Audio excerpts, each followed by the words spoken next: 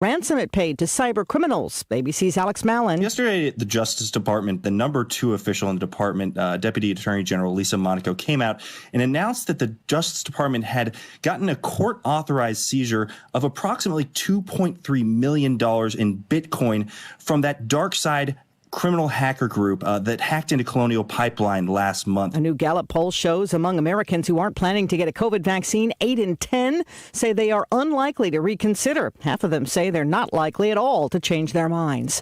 Nurses at Houston Methodist Hospital walked off the job Monday, protesting their employer's requirement that they get vaccinated. Nurse Jennifer Bridges. If we don't stop this now and do some kind of change, everybody's just going to topple. It's going to create a domino effect. Everybody across the nation is going to be forced to get things into their body that they don't want, and that's not right. ABC News medical contributor Dr. Shashank Ravi. I do expect that those who decide not to get a vaccine for reasons other than medical reasons perhaps shouldn't be working in the healthcare environment.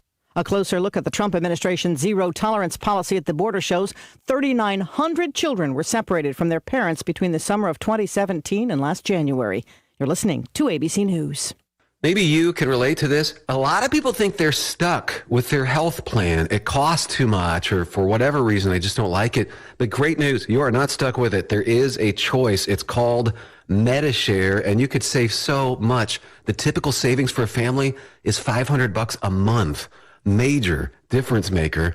This is the affordable alternative to health insurance. And just to give you a little more info about MediShare, it's a Christian healthcare sharing ministry. It's worked beautifully for 26 years, has more than 400,000 members, and they've shared over $3 billion of each other's medical bills. So yes, they can help share your needs too. So you're not stuck. There's an excellent alternative, whether you're single or married, you got a family. MediShare is super flexible. You can choose an option that works for you and start saving lots of money. You can join anytime. They're great to talk to. No pressure. Call 877-26-BIBLE. That's 877-26-BIBLE. 877-26-BIBLE. The 2 suspects in a California road rage shooting last month that killed a child are due in court later today. ABC's Andrew Dimbert says both are expected to be arraigned on murder charges. A memorial site for Aiden Leos is growing as more people place flowers and teddy bears on a freeway overpass in Orange, California, where police say the 6-year-old was killed in a road rage shooting. Aiden's mom was taking him to kindergarten when she says a car tried to cut her off. A passenger in the other car allegedly fired a gun, the bullet then traveling through the trunk, hitting Aiden in the back seat. Murder charges are expected against 24-year-old Marcus Anthony Ariz and 23-year-old Win Lee, both arrested after a 2-week manhunt. Authorities say they've recovered the gun that killed Aiden, and they believe Ariz fired the weapon. And in Wisconsin, accusations of a deadly attack using nothing but a bottle of eye drops. ABC's Derek Dennis has the story. She was a longtime family friend turned caregiver, but prosecutors in Wisconsin say 37-year-old Jessie Krajewski killed her friend she was caring for 3 years ago by having her drink a lethal amount of Visine eye drops. During the investigation, Krajewski changed her story from denial to claiming she helped her friend commit suicide by handing her a water bottle filled with 6 bottles worth of Visine. She's charged with first-degree intentional murder and is also accused of stealing nearly $300,000 from her friend. Krajewski had been named as heir to the woman's estate. Derek Dennis, ABC News. This is ABC News. O'Reilly. Ready for an oil change? The professional parts people at O'Reilly Auto Parts are here to help. We'll make sure you have all the supplies you need to make the job quick and easy. Right now, get 5 quarts of Mobil 1 full synthetic motor oil for just $28.95. Plus, get a $10 gift card after mail-in rebate. Stop by O'Reilly Auto Parts today or visit O'ReillyAuto.com. O'Reilly Auto Parts. Sherry Preston, ABC News. The reasons more and more people are coming to NC Tractor to do business are the selection of Massey Ferguson tractors, Bobcat zero-turn mowers, fantastic customer service, and the special Phil Sheehan seasonal discounts. NC Tractor on Railroad Avenue in Rutherford is making dreams come true for folks who want the wrist.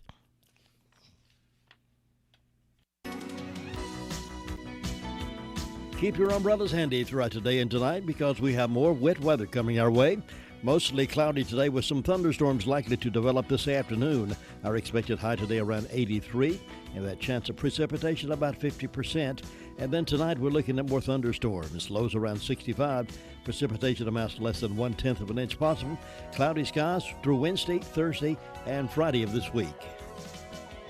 Good, I'm looking down the forecast all the way through Monday, and I don't see any day at all without the words scattered showers or cloudy with showers till we get to Monday. It looks like all week long we're going to be threatened with that, including Saturday with a 50-50 chance of that happening. Then on Sunday, maybe a 30% chance, but it's in the forecast every day all the way through. Then Monday looks like it's going to be kind of clear, highs around 84 and no rain in that forecast. Right now it's cloudy and it's 69 degrees here at WCAB Rutherfordton. Glad to have you joining us this morning for the morning report. We'll get to our phones here in just a few moments, find out what's been going on around our neighborhood. Right now, though, I have these death announcements. Zia Carolyn Powell Taylor of Savannah, Georgia, died Sunday at Hospice of the Carolina Foothills in Forest City. A service from the graveside will be held at 2:30 on Thursday, June 10th, at Greenwich Cemetery in Savannah, Georgia. The family will greet friends following the service at the graveside, and the pageant and King Mortuary is in charge of the arrangements for Zia Carolyn Powell Taylor. Lynn McDaniel, age 72 of Forest City, passed away Friday, June 4th at the Charles George VA Medical Center in Nashville. The funeral service will be conducted at 3 o'clock today at Hicks Grove Baptist Church with Reverend Brian Cole, Reverend Raymond Bird, and Reverend Johnny McDaniel officiating. Burial will follow in the church cemetery with military honors being accorded by the Rutherford County Honor Guard. Harrelson Funeral and Cremation Services entrusted with those arrangements for Lynn McDaniel. Myral Francis Reed Gilbert of Rutherfordton passed away May 30th. The funeral service will be held 2 o'clock p.m. on June 19th at Spencer Baptist Church with Reverend Bruce Caldwell officiating. The family will receive friends from 1 until 2 o'clock in the Family Life Center of Spencer Baptist Church. Crow's Mortuary is assisting the family of Myral Francis Reed Gilbert. Marie W. Midge Yelton passed away June 4th at the age of 97. The memorial services will be held 2 o'clock Saturday, June 12th at the First United Methodist Church of Rutherfordton with Reverend Dr. N. Young Lee officiating. Burial of the ashes in the church memorial garden will follow. And following the burial, a reception will be held in the fellowship hall.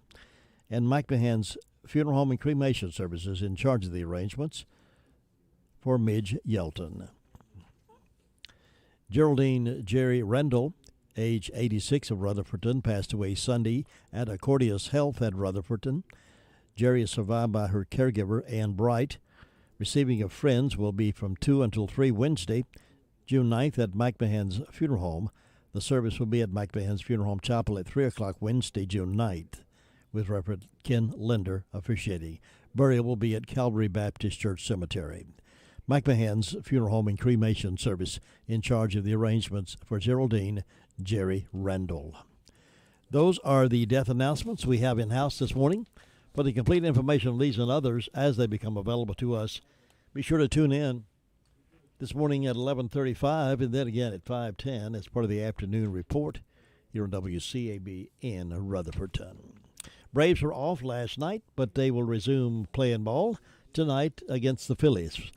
7:05 first pitch, and we'll join that pregame following News 13 at 6. Join us throughout the season for the Braves, and we will be picking up some Owls games, road games, in just a few days, too. We'll talk more about that later on. Also, just a reminder, heads up, the town of Forest City is excited to announce the date for the 2021 Cherry Bounce Festival. That'll be taking place June 18th and June 19th. Things are opening back up again, folks. Aren't you glad to hear that?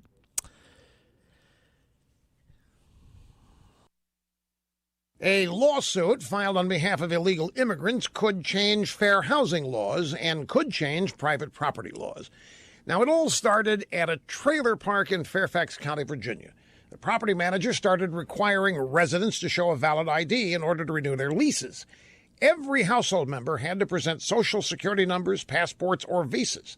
Tenants say they were told this was for criminal background checks. 4 families who failed to comply and were evicted are now suing in federal court. Their lawyers argue that the requirement's discriminatory because it disproportionately affects Latinos. For years, counties and cities have tried to require residents to establish that they are in the country legally, but federal courts have ruled against them. This time, however, even the attorneys for these evicted families admit the law is unclear when it comes to landlords renting their private property. Now, the lawyers say that they hope the federal court will expand the law, take it one step further. They want to prohibit private landlords from requiring people to prove that they're here legally. These lawyers must know that courts are not supposed to take the law one step further.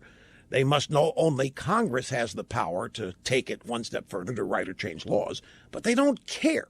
You see, the regime has thrown the Constitution out the window, especially when it comes to immigration law, so they think that they can push it one step further regardless of the consequence. They don't think there will be any consequences.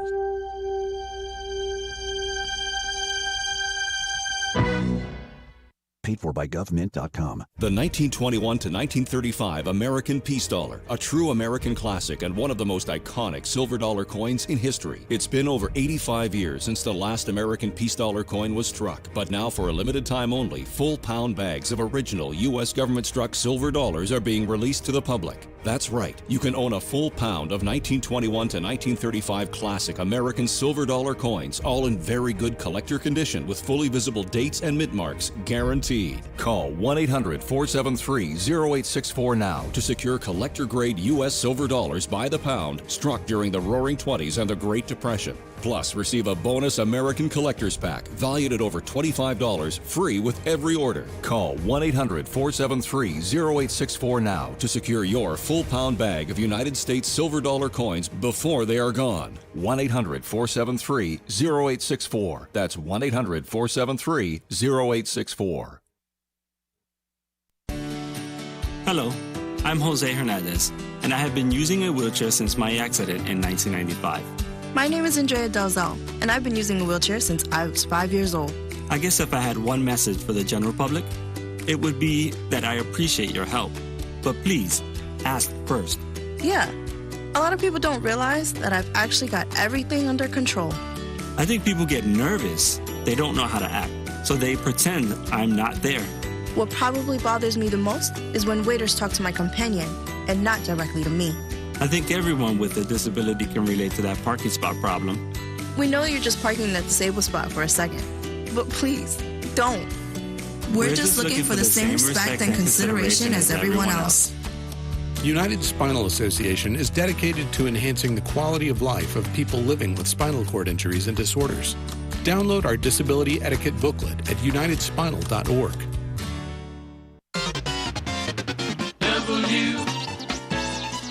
WCAB, the most music's on us. Good morning. Good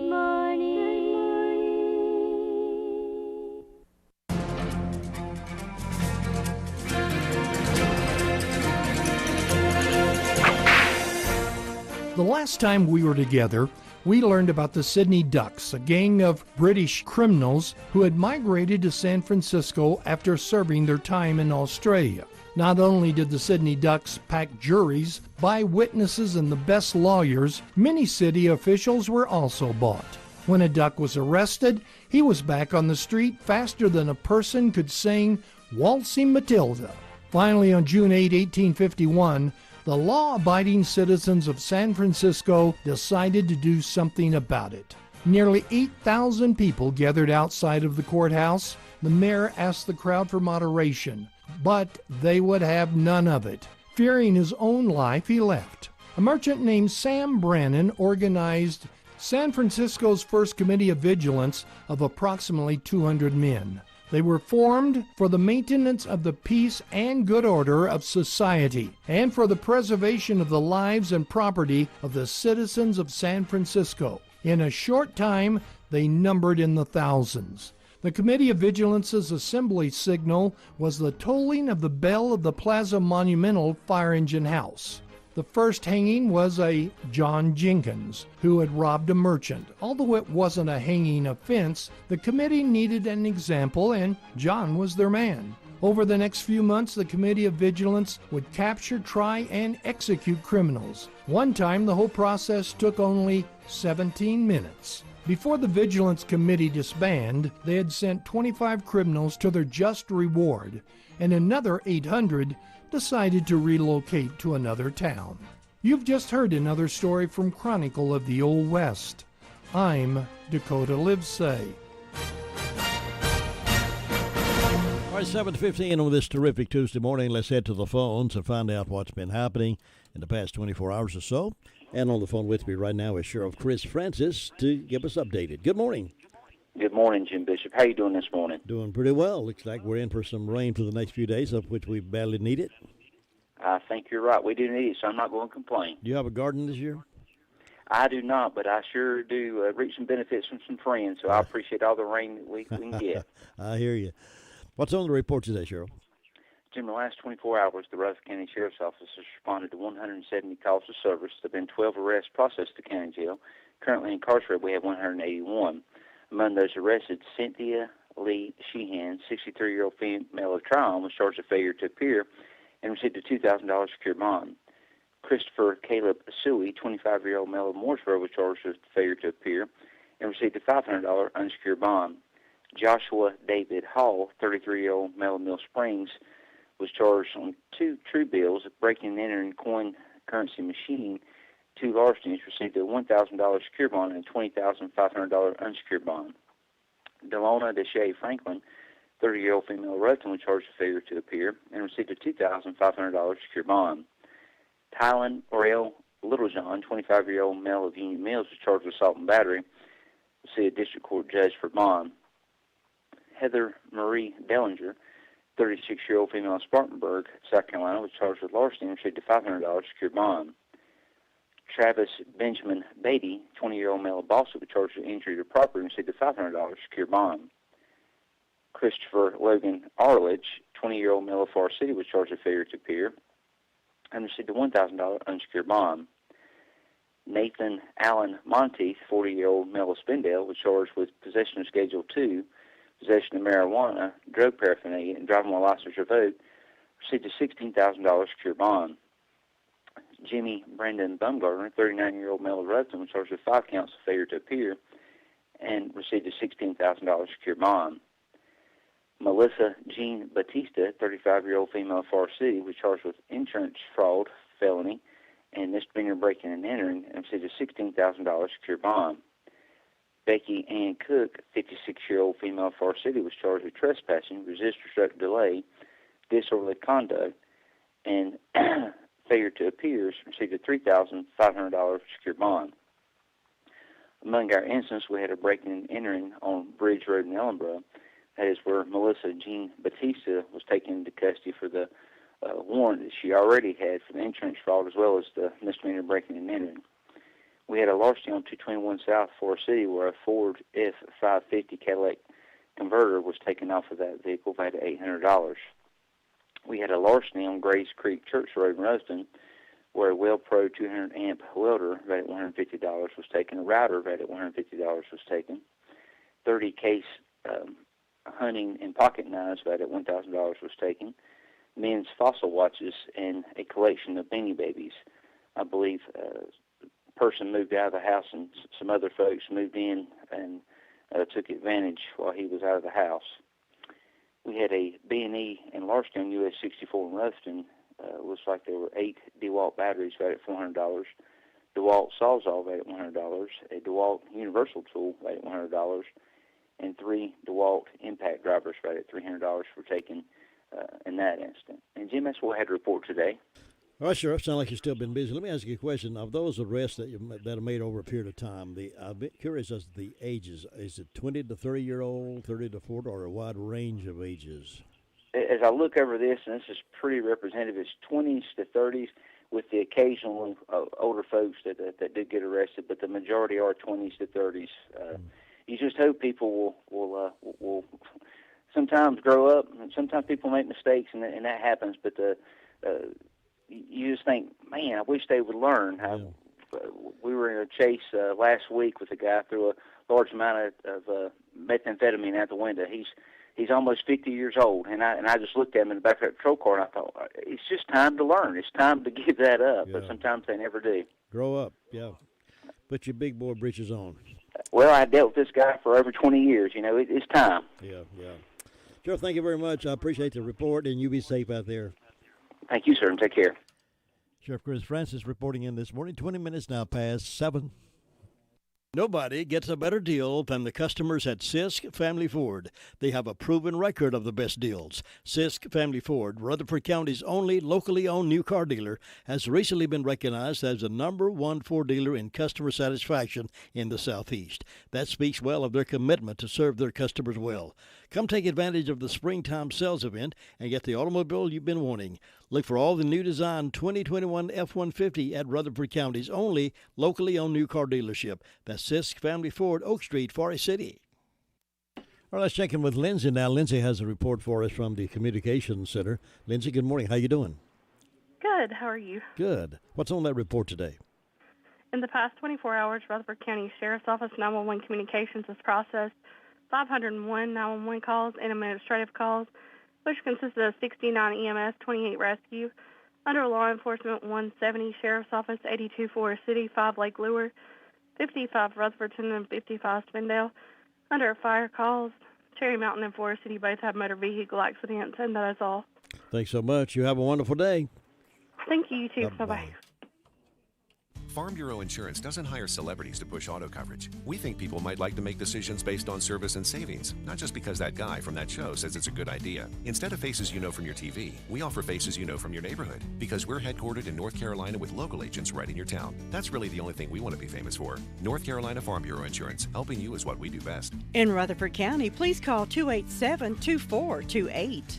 North Carolina Farm Bureau Mutual Insurance Company, Farm Bureau Insurance of North Carolina, Inc., Southern Farm Bureau Life Insurance Company, Jackson, Mississippi, an independent licensee of the Blue Cross and Blue Shield Association.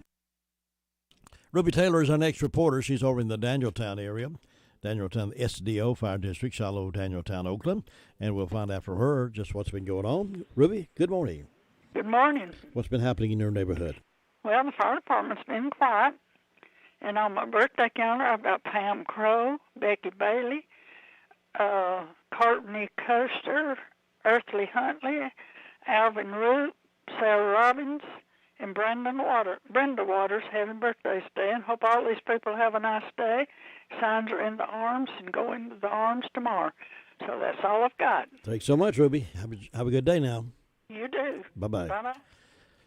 We got some building to do, some refurbishing, fixing up around the house. Listen up. Cheryl, I've been talking to Tommy and David, the outside salesmen at Henson Building Materials in Forest City. They're going to help us navigate through our remodeling project. Well, I know they have tons of experience, so we'll be in good hands. Good hands is right. Even professional builders shop there because they trust the quality products and service. And did you know they have a great relationship with our community, too? Oh, they're so nice. Henson Building Materials, 177 Duke Street, Forest City. Building starts here. Now is the season when termites and outdoor critters are showing up, plus moisture issue care is needed. Sealed crawl spaces can help stop those musty smells. Get your home under control with the professional services from Go Forth Termite and Pest Service. David and his staff at Go Forth would like to take this time to send out a big congratulations to all the graduating seniors this year. Make good decisions and always stay on the right path, and you will go far in life. Go Forth would like to send a special congratulations out to Micaiah Wall, graduate of RS Central High School, son of Chad Wall. Best wishes, Micaiah. This message is brought to you by Go Force Pest Control, North Washington Street in Rutherfordton. 724. Now let's sit up and talk with Gary Wilson over at the Fairfield Mountains Fire District and Bills Creek community. Good morning, Gary. Good morning, Jim. How you doing? Doing well. Hope you're doing well. Doing pretty good. For an old man, I guess. Well, you're still kicking. That's a good thing. Yeah, not too high, but still kicking. Getting ready for the 4th of July. I'll be here before we know it, won't it? Boy, I want that to be the truth. Y'all planning anything big up there? Yeah, they were planning on getting back to a normal 4th up here, sounding like this year. Gonna have some fireworks and fire truck rides for the kids and a lot of activities going on. And they're going to be doing all their events on Saturday this year, the 3rd. And I think the town's doing theirs on the 4th on Sunday, so be a whole weekend for everybody to enjoy and come out and celebrating, and I think it's a good time to celebrate after the past year or so. I think folks are ready. I think we are. I think everybody is. So hopefully it'll come off good and everybody have a good time and stay safe. And in the planning stages now and getting everybody lined up, trying to find enough bodies to cover everything that day. It'll be a busy day. Mm-hmm. But up here this morning, we're mostly cloudy now, so it's like the sun trying to peek through, about 68 degrees. We had a little bit of rain yesterday afternoon, got 0.2 of an inch, so every little drop helps. Take what we can get. And been quiet fire call-wise overnight, and just ready for another work day. All right, Gary, thank you so much, and I'll see you tomorrow. All right, talk to you then. Bye. It can be a tough call when it comes time to provide a daycare service for an aging parent or a loved one. You can always depend on Rutherford Life Services for a safe facility that offers medical monitoring, nutritional meals, fun activities, and is a loving environment. Rutherford Life is licensed by the State of North Carolina Division of Aging. They will be glad to answer any questions you may have. Call them at 288-1697. Rutherford Life Services offers a trained staff of professionals who you can entrust your loved one to. Rutherford Life Services is located at 230 Fairground Road in Spindale. Now let's check in with our friend Bob Hodge over at the Hudlow Fire District and see if everything's up and at 'em this morning. Bob, you doing okay?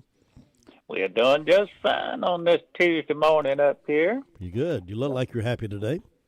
Well, look like you are too, so that's good. We're all happy then.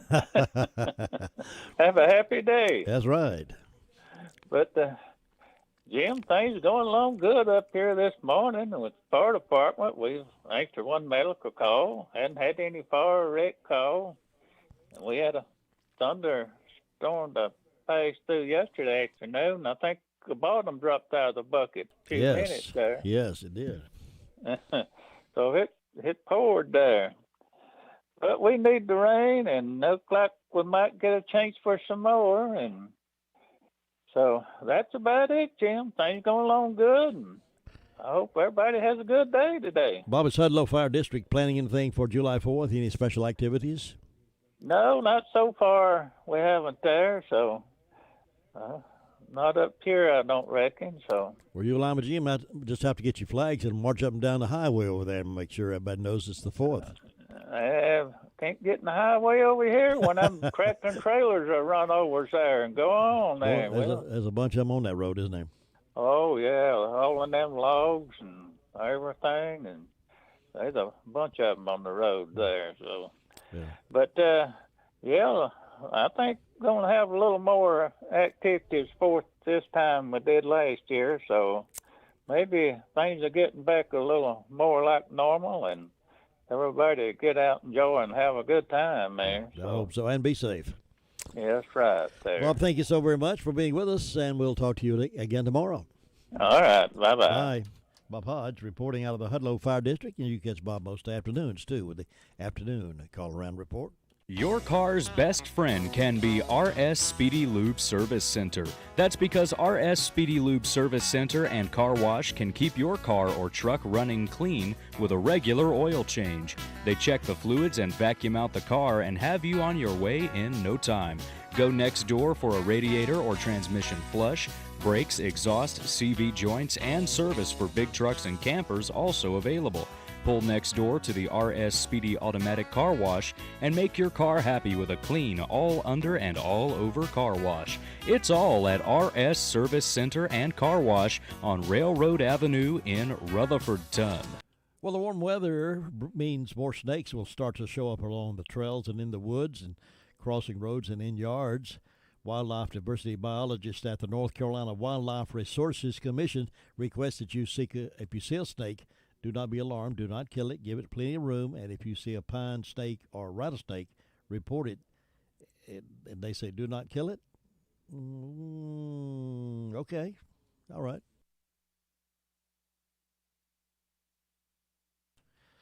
Right now, we're checking in with Sue Price over the Cherry Mountain Fire District with the report today. See what's been happening over there. Good morning. Good morning, Jim. Everything well and good over there? Yeah, as far as I know, it's kind of cloudy, but maybe we get a little more rain today. We got a little bit well, we had a thunder shower yesterday, so that was good. We take all the rain we can get. We're needing it. Sure. Let's see. The fire department had one motor vehicle accident. Don't have any birthdays or anniversaries on my church calendar.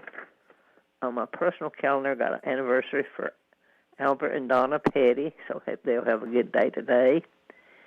And Fairview doesn't have anything for today, so, and I still don't have First Broad, so it's not too many celebrating that I know of, but we have anybody that's having a birthday or anniversary.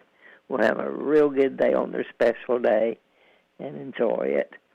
And in my announcements, there'll be a blood drive at the Golden Valley Community Club June the 14th from 3 to 7 p.m. So if you can give blood, come on out and take part in that. It's always needed. There's always a need for it. And so far, I guess that's all the news I have, Jim. It's quiet and calm over here looking for a good day, and I hope you'll have one. Thanks, Sue. See you tomorrow. Bye-bye. Bye.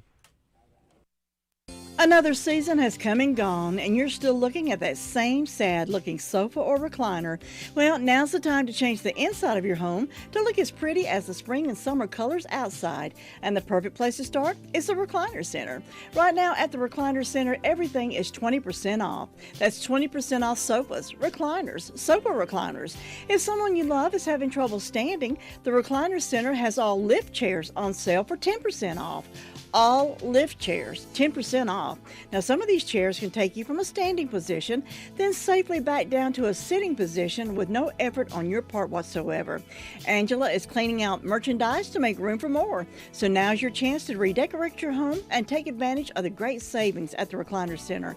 All lift chairs, 10% off. Everything else is 20% off.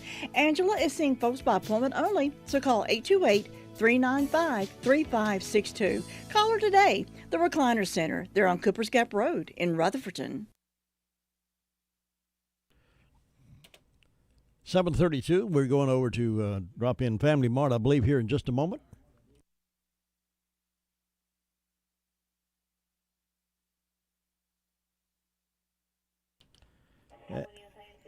And we're on the radio right now with Jessica. Jessica, welcome back. I know you look so refreshed and relaxed after your vacation. Yes, sir. Well, I wasn't relaxed on vacation, but I did get a little bit of rest. So yes, sir. Good. Everybody, come on down and see me. This morning we got sausage, egg, and cheese biscuits. I am back, so please come and see me. I miss everybody. So everybody come down and see me. We got sausage, egg, and cheese biscuits. We got bacon, egg, and cheese biscuits. If you don't want your egg fried, we can scramble it for you. Whatever you want, I will make sure I will get it done for you. We have liver mush biscuits. We have the new small hash rounds. They are really, really great. Today, our specials in the deli will be Sloppy Joes. You can get Sloppy Joes and 4 wedges for $3.99, or you can get just the regular Sloppy Joe sandwich for $2.89. Today, in the meat department, they have the fresh salmon still for $9.99 a pound. They got these brats worth. Some of them are Johnsonville Brats beer, Italian sausage.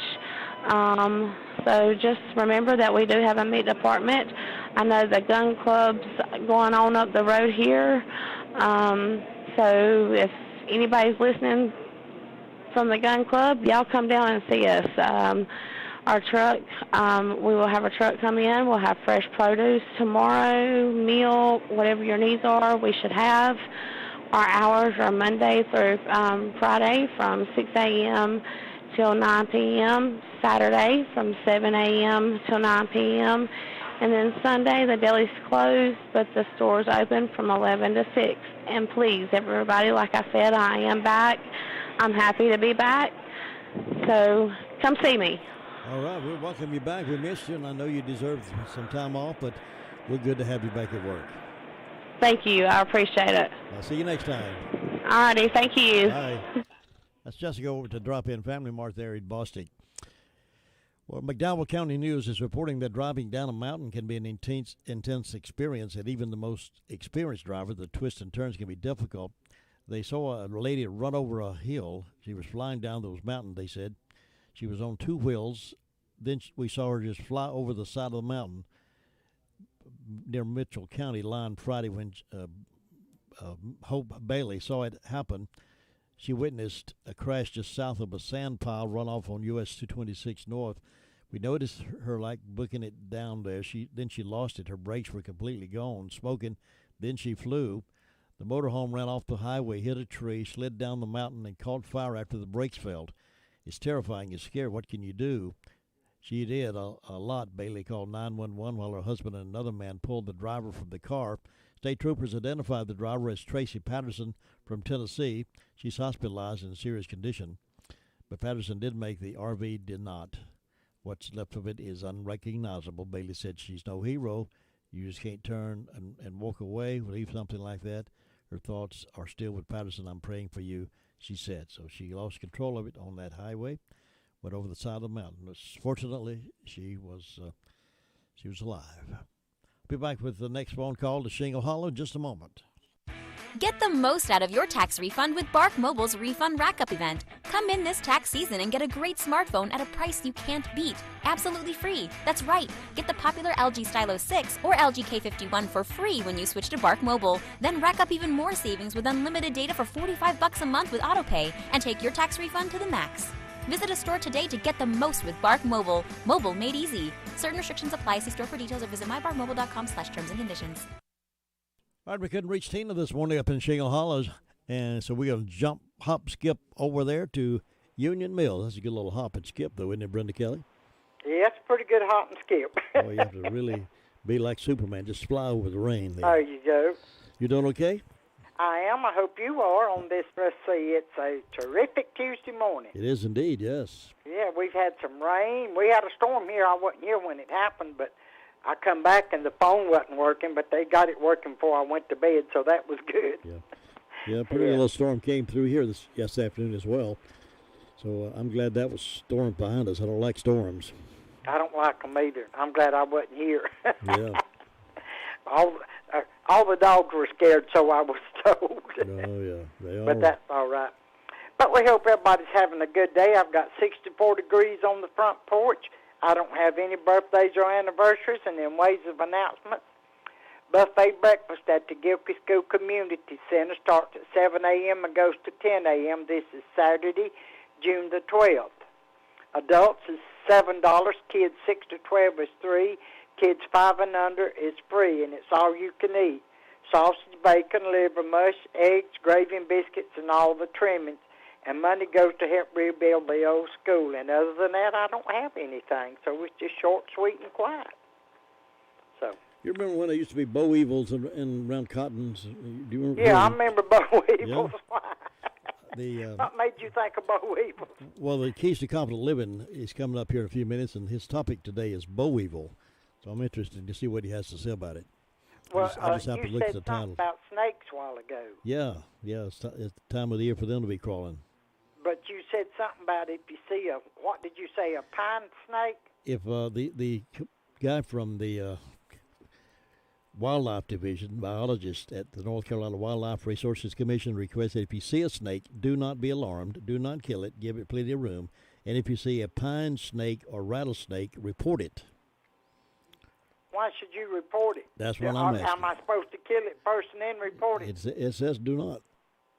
Do not kill it. But then, of course, keep in mind that he's in Raleigh in a big, nice plush office. I'm assuming. That's right. He ain't here where they come up under my back porch. Yeah. He says about 70% of snake bites occur when people try to kill or handle them. Some may become aggressive if agitated by a human or animal, but most will leave people alone if they aren't bothered and are provided an escape route. And you step out in the yard, and in your front yard, and I was one coiled up trying to get your dog. Yeah, they don't know that you're going to be nice to them. They think you're going to attack them. Well, he says snakes are... If I see one, it's going to be dead. He says snakes are an important part of the ecosystem and help control the rodent, slug, and insect population. Unfortunately, some of the state's 38 native snake species are in decline and are listed as threatened in North Carolina.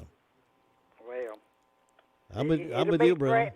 It'll be threatened if it's in my yard. I'm with you. I'm with you. But anyway. If it crawls on its belly like a reptile, I don't like it round.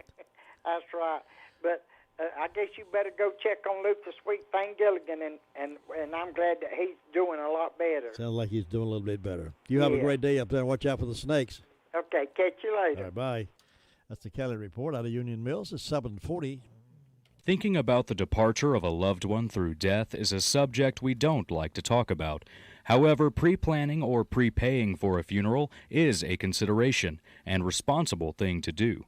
With so many options available today, it's important to speak with someone you can trust and someone who can help you find a balance between the emotional, spiritual, and financial needs of your loved ones. Crow's Mortuary and Crematory is recognized as one of the best family-run funeral homes. It's a family tradition, and they know how to care for your family. Any questions you might have, they will be happy to answer.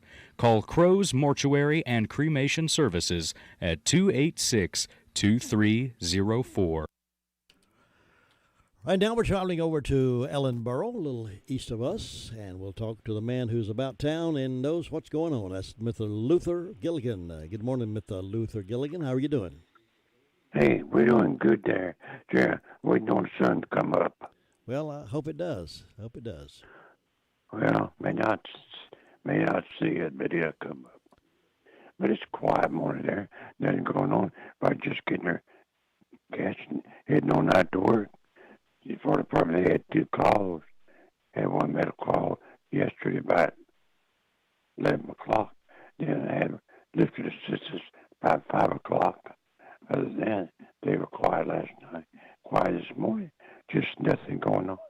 So you have a great day up there. We'll talk to you tomorrow. Keep improving, and I'll see you next time. All right. Take care now. Bye. That's Luther Gilligan over in Ellenboro with our news and report.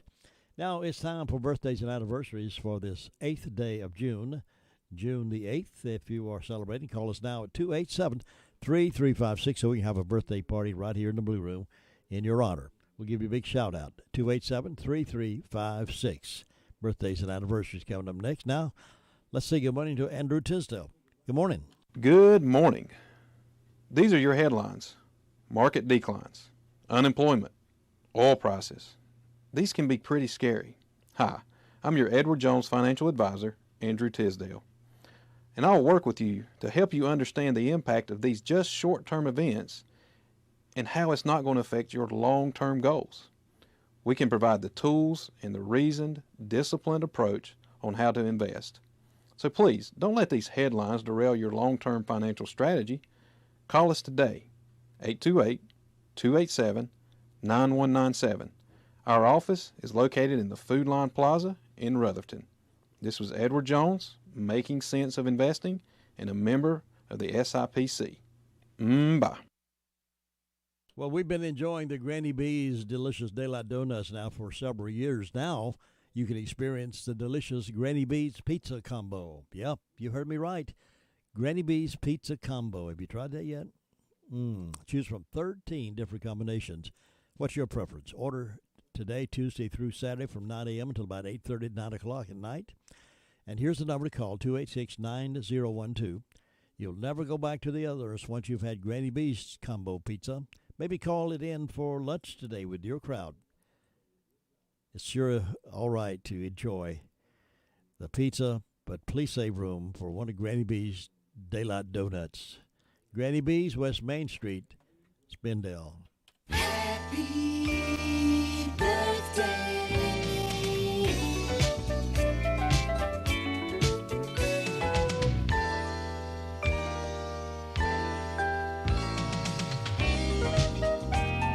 We want to wish happy birthday wishes to Reba Franklin over in Boston. Reba's retired. She's 90 today. Happy birthday, Reba.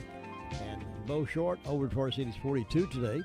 We also want to wish a happy birthday to Becky Bailey, Hudson Blaylock and Scott Duncan, Tanner Marshall, Jennifer Moore, Chris Shadows, and Kevin Tuttle. And anniversaries today include Brandon and Julie White. So happy birthday, happy anniversary to these fine folks. Have many, many more happy returns. Coming up, Keys to Confident Living. Talk talk about boll weevils in just a moment. Andrew Tisdale coming in, top of the hour this morning, for his information on how to make sense of our financing. It's all right here.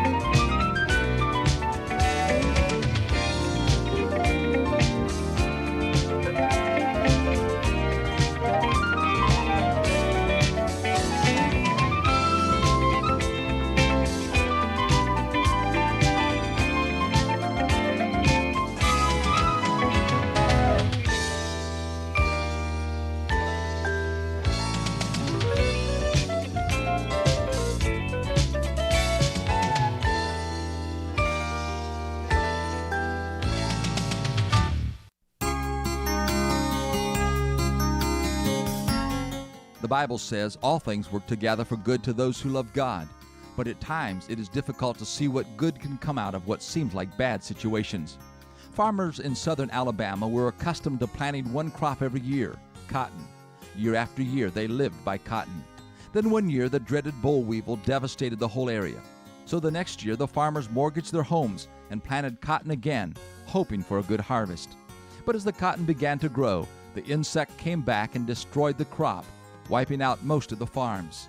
The few who survived those 2 years of the boll weevil decided to experiment the third year. So they planted something they had never planted before, peanuts. And peanuts proved so hardy, and the market proved so good for that product, that the farmers who survived the first 2 years reaped profits that third year that enabled them to pay off all their debts. They planted peanuts from then on and prospered greatly. Then you know what those farmers did?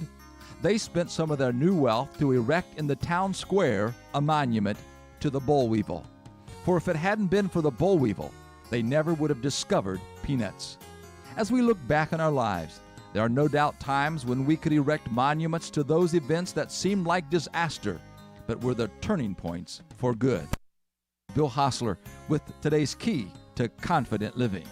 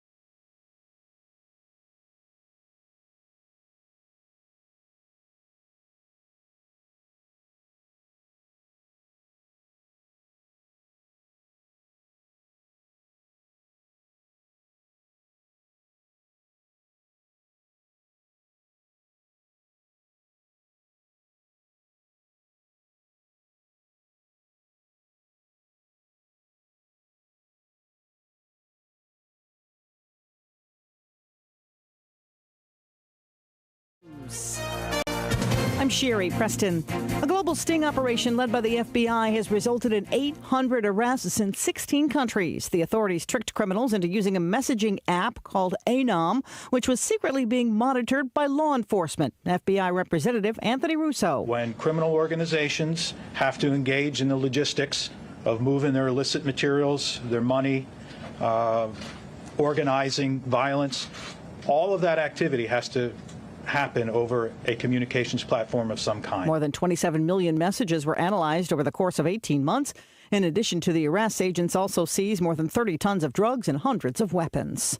If you tried to get onto your favorite website this morning and found an error message, ABC's Aaron Katursky explains why. The cloud computing company Fastly that services Twitch, Reddit, the New York Times, and other high-traffic websites experienced an unidentified issue that caused the sites to go down. Fastly said it identified the issue and applied a fix, though for a bit it took some websites longer to load. Vimeo, Spotify, even the UK government's website were all affected, along with a number of news sites. A special presidential task force on the reunification of immigrant families separated at the border has released its initial findings.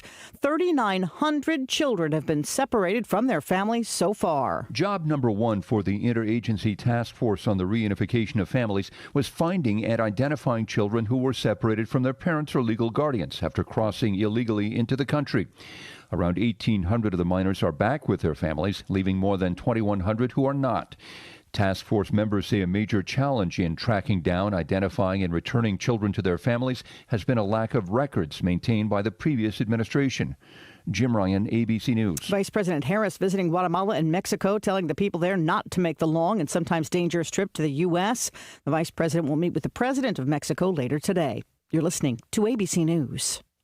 Have you ever thought you'd like to buy and sell houses but didn't know how or where to get the money? My name is Ron LeGrand, and over the last 39 years, I've bought over 3,000 houses without using my money or credit and taught thousands to do the same. Today, even in a virtual environment, we buy nice houses in nice neighborhoods using no banks, realtors, contractors, or other costly entanglements, and build cash flow and wealth without the hassle of tenants, all without credit and little or no money. You don't need a license or experience, and I'll show you exactly how I've done it. Dial pound 250 from your cell phone and say the words real estate, and I'll send you my free training. I promise you it'll change the way you think about real estate and open the door to a new lifestyle that doesn't involve risk or rehabs and can quickly replace your current income. Dial pound 250 and say real estate. Let me show you how to take your life back and build cash flow and wealth from your home. That's the pound sign 250 when they ask for the keyword, say real estate.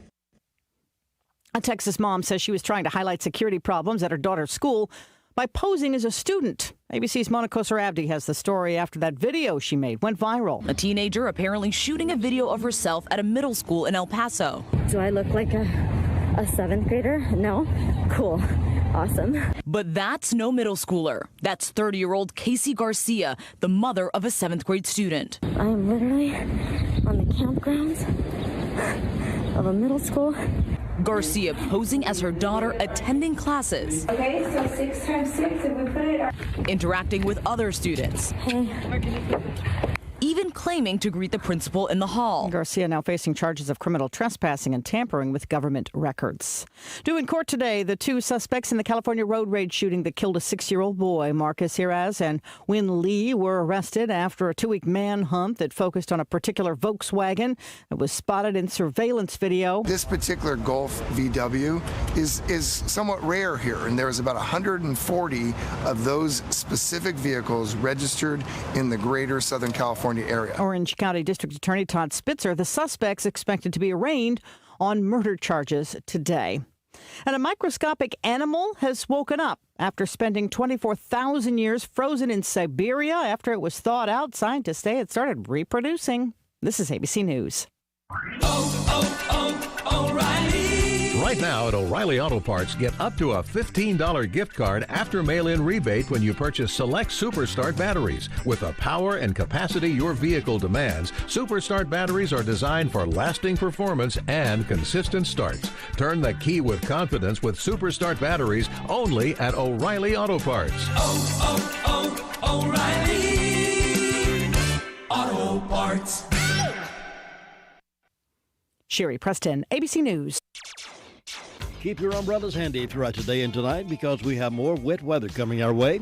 Mostly cloudy today with some thunderstorms likely to develop this afternoon. Our expected high today around 83 and that chance of precipitation about 50%. And then tonight we're looking at more thunderstorms. Lows around 65. Precipitation amounts to less than 1/10 of an inch possible.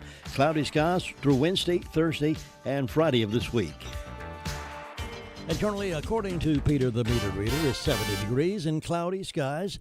And we'll pretty much have these clouds with us all day today and during most of the week. I was looking down the printed forecast earlier this day, and I didn't see any day that didn't say showers or scattered showers or chance of thunderstorm. No day this week that it just says sunny. But there'll be some sun somewhere in the midst of all the clouds. There always will be sun amidst the clouds. 8:05, it's Tuesday morning it is, and this is Andrew Tisdale morning here in the Blue Room.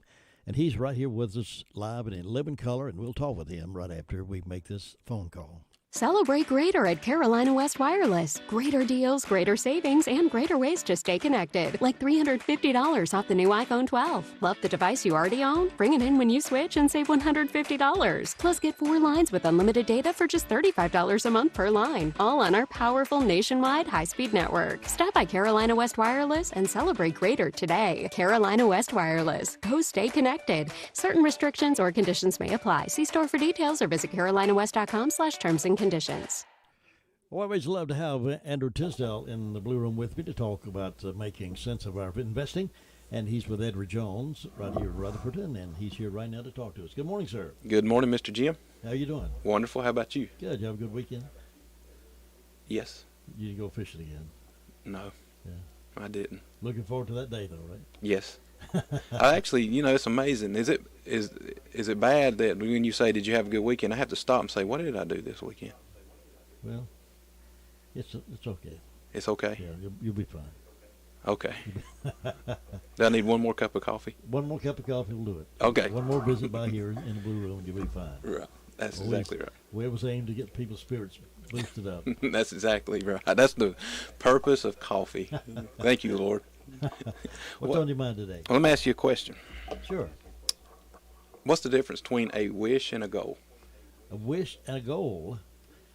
A wish is dreaming out there somewhere. A goal is something that you have your pinpoint mindset to accomplish. You exactly right. I knew it. I looked it up in the dictionary, and it was. Did you write it? No. That's exactly right. A wish is just something you think about and hope for without really any idea how you're going to get there. A goal is that wish with a plan of action to get there. So thinking about your financial goals, what can you say is, are you wishing or do you have goals? Here's what I want to ask you. Who have you talked to your wishes with? How have you got a plan of action that you're going to get to where you want to be? Who do you need to talk to with?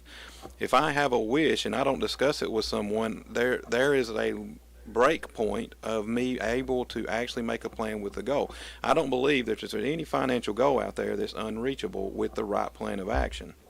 So today I want to say now, how do let's take these wishes, and the first step in turning it into goals is actually discussing it with certain people. And who are the most important ones? Well, number one is your spouse.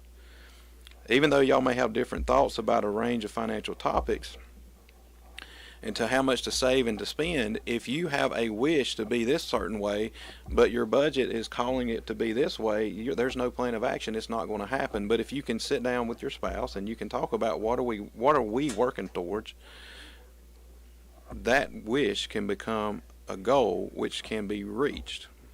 Talk to it about your parents, not just if you're in your teens or in your 20s or just getting started. I'm talking about talk about it to your parents, even if they are 80s, 90s, if they're at that point where you're the one that's the caretaker. Talk about them because they are going to have an influence on that too.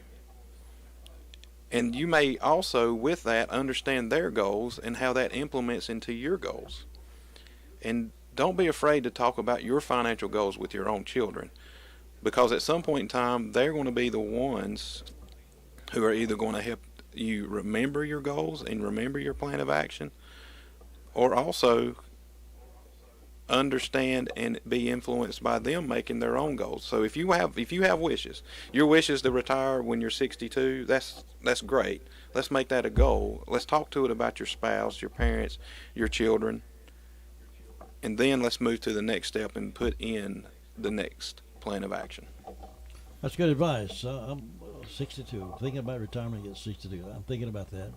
When I reach 62, I'll start thinking about retirement. Well, I mean, here's one thing a lot of people think is, when I reach 62, I'm going to get Social Security, and that's going to take care of everything. Not. Social Security was not created to take care of everything. Not. So, but it is possible that we can all reach that goal. And if they don't spend it all in Washington, we might get a little bit of that back. We may. I'm still putting in it. Are you? Yes. Okay. Yes, I am. I sure am. Andrew Tisdale, financial advisor with Edward Jones. He's at 173 Railroad Avenue, Rutherfordton. And that phone number is 287-9197. You can also reach him on the web at andrew.tisdale@edwardjones.com. That's perfect. See you next week. On Tuesday. I left. You said, how are you doing? I said, out of 10, I'm at 8.5. I'm now at 9.3. I'm living better than I came in. All right. That's what I'm after. That's right. Y'all have a good day. All right. Andrew Tisdale, it's always good to see him. 11 past 8 o'clock, and I have news from here and there coming up in just a moment. This is for those who always show they care, who told their kids everyone 12 and older is eligible for a COVID vaccine. Those who explain to their cousins that vaccines prevent nearly 100 deaths from COVID-19. This is for the ones protecting those they love. Thank you. We can do this. Find vaccines near you at vaccines.gov, paid for by the U.S. Department of Health and Human Services. Well, some news from here and there as we touch bases with some local stories as well as those regional stories right down below us here in Gaffney, South Carolina. According to Gaffney Police, a shooting happened just before 8 o'clock near the corner of Edge Hill Drive and Woodlawn Drive. Police say a suspect has been taken into custody. They believe there are no other suspects involved. There are no word yet on the suspect's identity or charges. It's just one of those random shootings shot into an automobile, and that person shot in the head while sitting in their car there in Gaffney. That's not supposed to happen in places like Gaffney. That's Chicago mentality, it seems, but there in Gaffney, sitting. Don't know the story behind it yet, but man sitting in his car and somebody came up, shot him in the head while he was minding his own business, apparently. All right, let's look at some other stories from here and there. A story that is of interest to some folks. A man fell 80 feet to his death last Wednesday night in the Linville Gorge, marking the second fatality in the wilderness area in as many months. Michael Patrick Riva, 30 of Forest Park, Illinois, was an experienced hiker. His family told Burke County Emergency Management Director Mike Willis it is. But Wednesday night, Riva walked down a side path on Rock Jock Trail. Some of you may have been there. That separated him from his hiking companion, and he was carrying both their cell phones and their only headlamp. He ended up accidentally falling 80 feet off the ledge.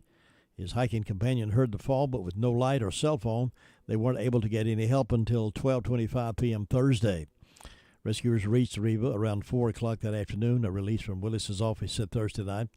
Friday afternoon post from the Burke County Search and Rescue Facebook page said rescue crews used a technical rope system to reach the patient, and rescuers made it out of the woods with the victims around midnight on Friday. Ryan's death was the second in the Linville Gorge in as many months. On April 17th, a man who looked to be in his late 50s died while hiking with his son about a mile from the Babel Tower trailhead in the gorge. It appeared that the man decided to climb part of the tower, but no ropes were used, and rescue officials told the newspaper in April that they didn't believe climbing the tower was what the man originally intended. He fell about 40 to 60 feet to his death. Rescue crews usually respond to around 75 to 100 calls in the gorge a year. Unlike a state park with obvious well-worn trails in the gorge, a federally designated wilderness area may be overgrown with brush or have areas that have washed out because of weather. Most of the trails won't be marked, Willis said. There's no rangers, there's no rescue, there's no nothing. It's wilderness. Anyone taking to the gorge should be prepared for anything. Willis said hikers should have their phones fully charged, take extra batteries or battery packs, have a GPS device, lights, plenty of food, and water, and be ready to stay much longer than they anticipate. He said hikers should always stay on trails. Cell service is spotty at best in the Linville Gorge, and it can take hours for rescuers to reach an injured or lost hiker of the terrain because of the terrain and conditions. Preparation, that's all you can do, Willis said. He said a combination of social media and the pandemic have sent more people than normal to explore the outdoors at the Linville Gorge in the last year and a half, but it's not the place for beginner hikers to get their boots dirty. So consider being careful. Well, Rutherfordton citizen Dick Kraft has been awarded the town's first I Caught You Caring. He was presented with the award by Mayor Jimmy Dancy on June 2nd, Tuesday council meeting. A former educator, Kraft was praised as a longtime advocate and supporter of youth sports, the Norris Library, and the Rutherfordton community. Over the past year, Kraft was often spotted at Crestview Park picking up trash, and so they named him I Caught You Caring and gave him an award for his service to the community, which is a great thing. South Carolina Department of Transportation, who owns the road that crosses Lake Lanier Dam, they are now announcing that drivers can once again cross the dam at Lake Lanier after the state reopened the bridge on Thursday. The State Department, South Carolina Department of Transportation, advised trying officials Thursday with load restriction sign posted. The state closed the bridge a couple of weeks ago until engineers did an additional inspection. The state said a few years ago it would close the road in the future after engineers did an inspection of the bridge, but it is now open and passable. Meanwhile, a sign that was installed by the county in Polk County at Stearns Park Thursday calls people together against COVID vaccines. The protest occurred Thursday at 5 p.m. and was organized within 6 hours by the Republican headquarters. About 25 people attended. Polk County GOP Chair Lee Emerson said there has been a lot of misinformation about a lot of things, and he's very much against forced vaccine or vaccine passports. It should be between people and their doctor, Emerson said. He said the protest was about people's right to make their own choice regarding vaccines, and the sign installed signified a goal. He also said he was against incentives that are currently happening, such as free lottery tickets and free ice cream for people to get the vaccine. Emerson said it is immoral what is happening, and people need to be more educated regarding the vaccine that has not been approved by the FDA. Emerson said he respects everyone's right to get the vaccine. The group is also voicing their opinions against forcing children to wear masks. Last night, Thursday, was an attempt to show the other side we're just a group of people speaking out for what we believe in. We can't say. A sign was stolen night before last, and Emerson said it was not anyone in the group of protesters. They had a meeting following the protest and discussed placing a countersign by the county sign so people could see the other side. Columbus Police Department is investigating the stolen sign. Well, this is good news for those of you who are veterans and use the VA Charles George VA Medical Center. It's been a long time coming at Charles George VA Medical Center. The VA opened its main gate on Tunnel Road and its other gate off Ricefield Road for the first time since early in the COVID-19 pandemic. Several veterans said they see it as a welcome return to normalcy at the campus. For staff and the veterans they serve, the move is significant and symbolic. Lois Beckler of Canton said, for the first time in the last year, it's good to know that things are brightening up a little bit, relaxing. It's good. And so veterans are able to come on the campus through the main entrance like they did prior to the COVID-19 pandemic. I think they like the convenience of coming in straight off the tunnel road rather than coming in through the side entrance, so I think it's great for normalizing. For the past year, the word normal hasn't exactly been part of the VA vocabulary.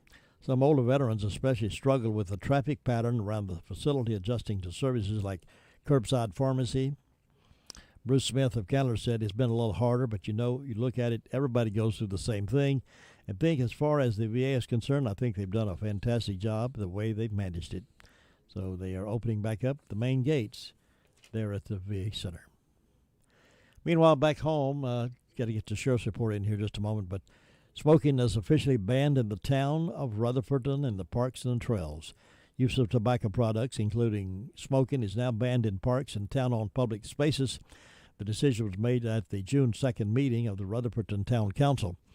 But the decision was not unanimous. Dr. Doug Sheets made the motion to adopt the ordinance with a second from Stan Clements. Terry Cobb and Henry Giles voted against the measure. Mayor Jimmy Dancy cast the tiebreaker vote, making the ordinance official. Before the vote, several citizens spoke in favor of the ordinance, including a physician, as well as Rutherford Regional Hospital CEO Rebecca Siegel. Town Manager Doug Barrick and Community Development Director Magnolia Lawn presented results of a citizen survey regarding the smoking ordinance. According to the survey, approximately 55% were in favor of the new ordinance, with 45% opposing it. Barrick pointed out that there had been some misinformation about the ordinance being a total prohibition of smoking within the town and a ban on the sale of tobacco products. That's not the case, Barrick said. This ordinance specifically limits the use of tobacco in the parks, trails, and in open spaces. Other towns with similar ordinances include Morganton, Marion, and Black Mountain. Terry Cobb was not pleased with the ordinance and said before the vote that he could not support it in its current form. We're talking about too many open areas where someone can go and be away from people, perhaps sitting alone, reading a book, or listening to the creek, Cobb said. And we're going to tell the people to go and tell that person they're breaking the law if they're smoking. As this is written, I can't support it. Cobb, who said he smokes, would be in favor of some more restrictions on public smoking. Cobb said also in the ordinance, people asked to be respectful and refrain from smoking around others. Clemens said he believed having special restricted areas for smoking or for not smoking would be unenforceable. Giles, who pointed out that neither he nor his wife smoked, was conflicted over the matter. I'm teetering on this one, Giles said. I'm not really comfortable voting for it or against it. I don't know if we need a law for this. I would like to think about it some more. On the matter of youth sports at Crestview Park, Barrick pointed out that smoking is completely banned at the public school facility, including for spectators and all sporting events. Cobb again emphasized that a sizable number of people, 45% of the survey respondents, are not in favor of the ordinance, but it passed with the mayor breaking the tie vote. 22 minutes after 8 o'clock, and the sheriff's report coming up here in just a moment. It's a new month, and a new crop of scratch-offs are ready to harvest. These tickets are fresh off the vine and plump with prizes. Oh yeah, smells like a winner to me. So come on down. Your freshest chances to win in an instant are ready with new scratch-offs like Diamond Mine and Ruby Mine from the North Carolina Education Lottery. Kinda gives cash crop a whole new meaning. Must be 18 to play. Approximate overall odds of winning are 1 in 4.11. Problem Gambling Helpline, 877-718-5543. Rutherford County has a new restaurant that's getting rave reviews. The Carolina Farmhouse Restaurant beside the Tri-City Mall in Forest City. They have some of the best home-cooked meals with all your favorite sides. They have daily meats and vegetables along with burgers, sandwiches, and salads. And don't forget those hot, fresh, plump, buttered dinner rolls. Great dining atmosphere, friendly staff, and quick service. They're open Monday through Fridays from 4 until 9. Call them at 245-7633. That's the Carolina Farmhouse on the 74 bypass in Forest City. Sheriff Chris Francis was on with us earlier this morning. He gave us a report from the Sheriff's Department. In the last 24 hours, the Rutherford County Sheriff's Office has responded to 170 calls for service. There have been 12 arrests processed to county jail. Currently incarcerated, we have 181. Among those arrested, Cynthia Lee Sheehan, 63-year-old female of Tryon, was charged with failure to appear and received a $2,000 secure bond. Christopher Caleb Suey, 25-year-old male of Mooresboro, was charged with failure to appear and received a $500 unsecured bond. Joshua David Hall, 33-year-old male of Mill Springs, was charged on 2 true bills of breaking and entering coin currency machine. 2 larcenies, received a $1,000 secure bond and a $20,500 unsecured bond. Delona Deshae Franklin, 30-year-old female of Rutherford, was charged with failure to appear and received a $2,500 secure bond. Tylen Orell Littlejohn, 25-year-old male of Union Mills, was charged with assault and battery. We'll see a district court judge for bond. Heather Marie Bellinger, 36-year-old female of Spartanburg, South Carolina, was charged with larceny and received a $500 secure bond. Travis Benjamin Beatty, 20-year-old male of Boston, was charged with injury to property and received a $500 secure bond. Christopher Logan Arledge, 20-year-old male of Forest City, was charged with failure to appear and received a $1,000 unsecured bond. Nathan Allen Monteith, 40-year-old male of Spindale, was charged with possession of Schedule 2, possession of marijuana, drug paraphernalia, and driving while license revoked, received a $16,000 secured bond. Jimmy Brandon Bumgarner, 39-year-old male of Ruston, was charged with 5 counts of failure to appear and received a $16,000 secured bond. Melissa Jean Batista, 35-year-old female of Forest City, was charged with insurance fraud, felony, and misdemeanor breaking and entering, and received a $16,000 secured bond. Becky Ann Cook, 56-year-old female of Forest City, was charged with trespassing, resist, obstruct, delay, disorderly conduct, and failure to appear, received a $3,500 secured bond. Among our incidents, we had a breaking and entering on Bridge Road in Ellenborough. That is where Melissa Jean Batista was taken into custody for the warrant that she already had for the insurance fraud, as well as the misdemeanor breaking and entering. We had a larceny on 221 South Forest City, where a Ford F550 Cadillac converter was taken off of that vehicle, valued at $800.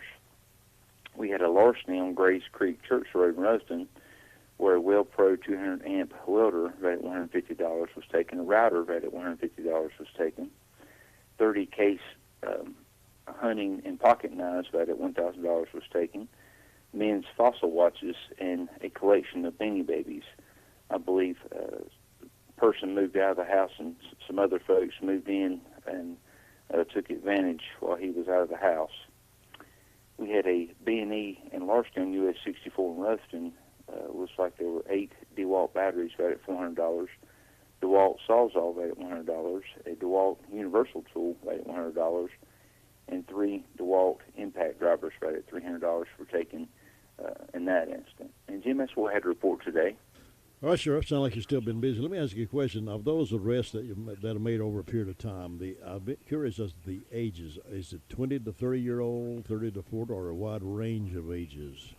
As I look over this, and this is pretty representative, it's 20s to 30s with the occasional older folks that did get arrested, but the majority are 20s to 30s. You just hope people will sometimes grow up, and sometimes people make mistakes, and that happens, but you just think, man, I wish they would learn.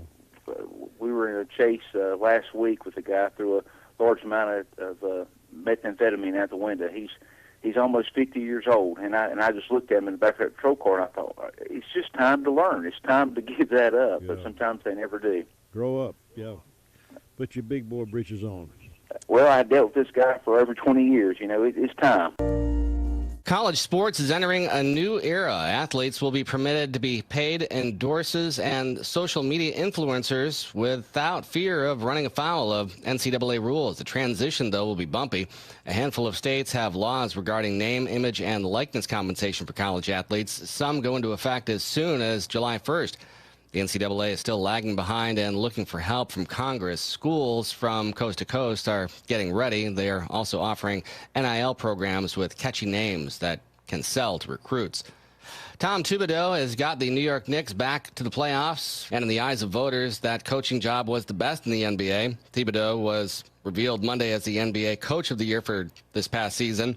The Knicks were 41-31 and fell to Atlanta in 5 games in the first round of the playoffs. Josh Zach, NCN Sports. Keep your umbrellas handy throughout today and tonight because we have more wet weather coming our way. Mostly cloudy today with some thunderstorms likely to develop this afternoon. Our expected high today around 83 and that chance of precipitation about 50%. And then tonight we're looking at more thunderstorms. Lows around 65. Precipitation amounts to less than 1/10 of an inch possible. Cloudy skies through Wednesday, Thursday, and Friday of this week.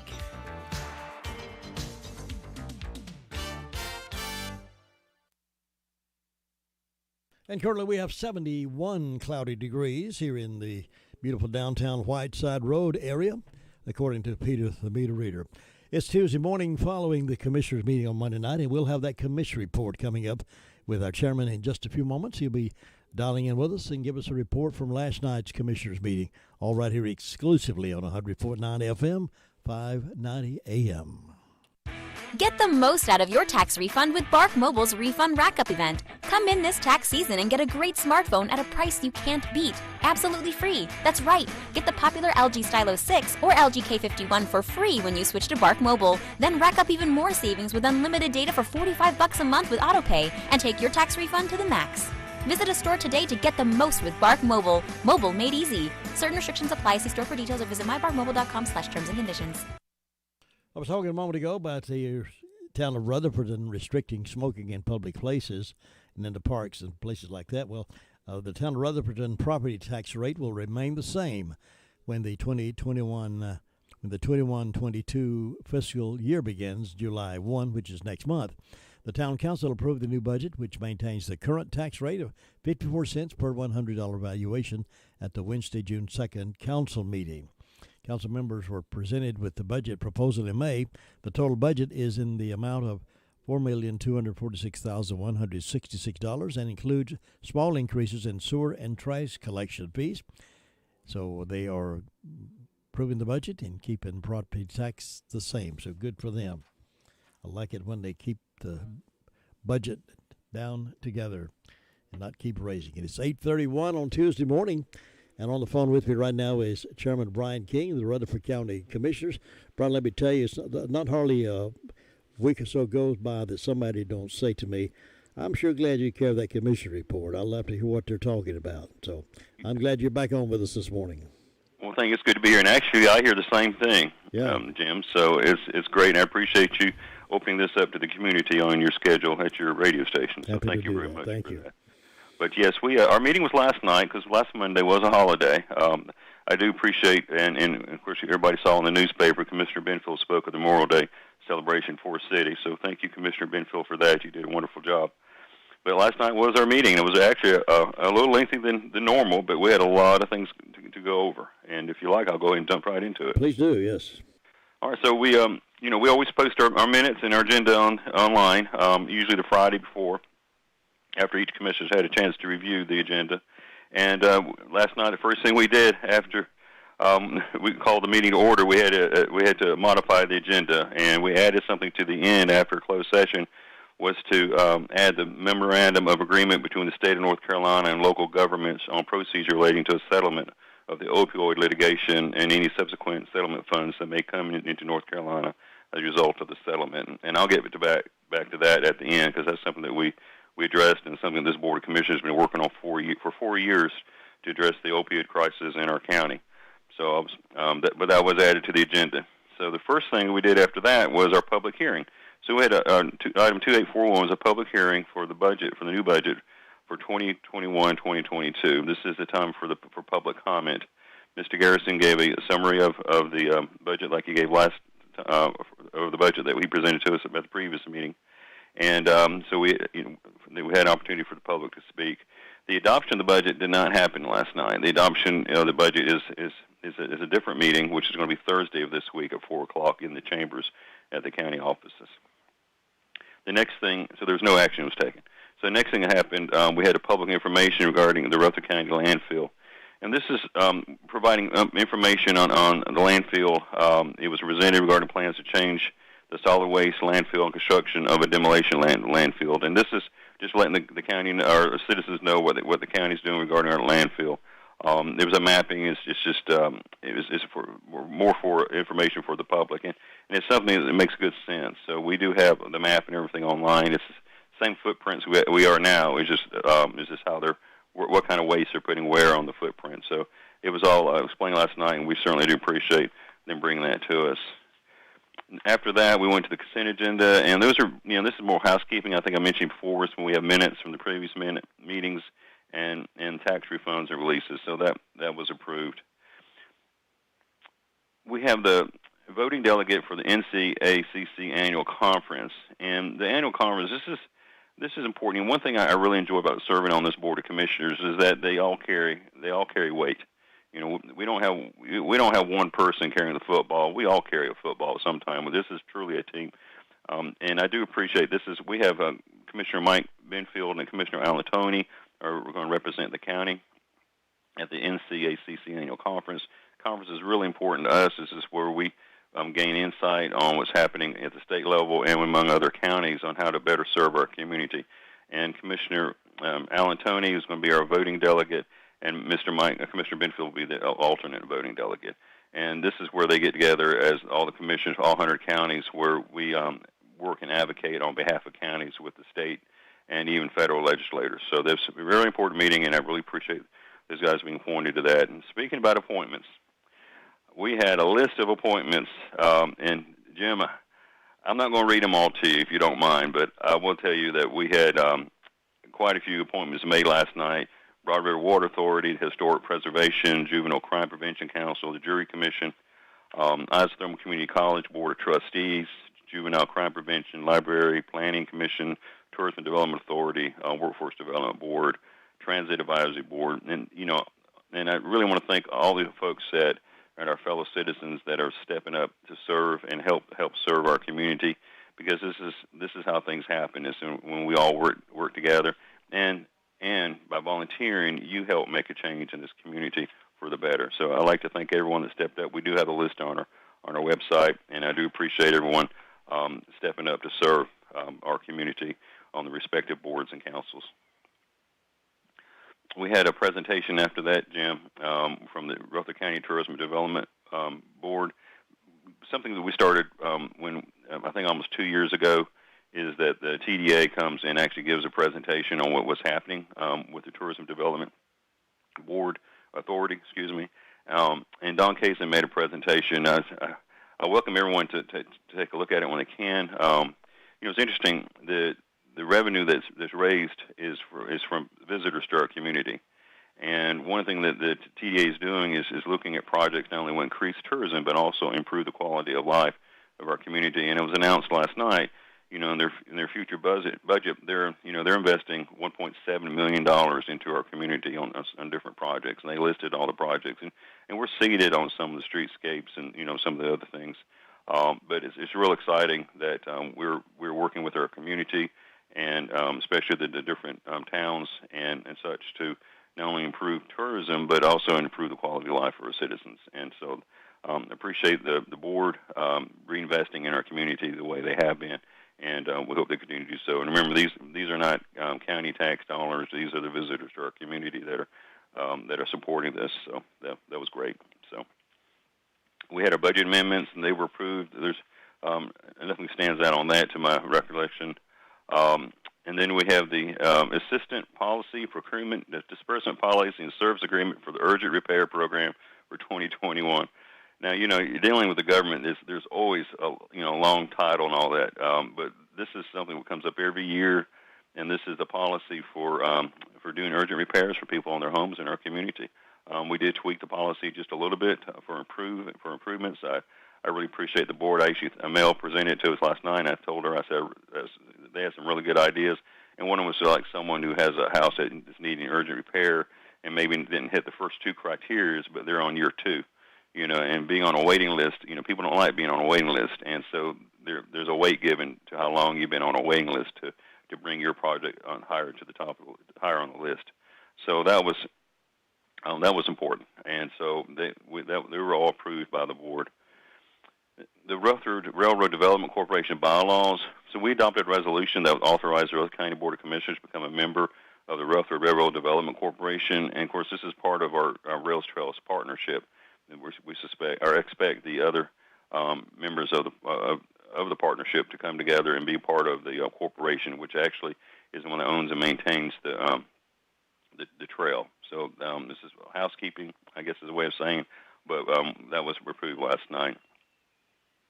Exciting thing for our community is, and for those that are interested in the substandard housing, it's one of the goals of the county commissioners is to address that.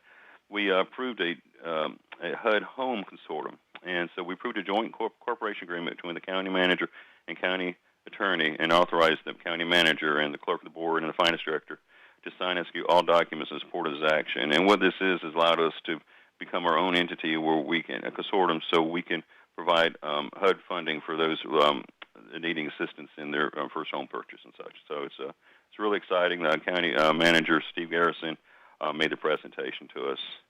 We went in closed session after that under attorney-client NCGS 143-318-1183. I've been saying that for so many years. I can probably do it with my eyes closed, but there are only very few times that a governing board can go into a closed session, and this is attorney-client is one of them.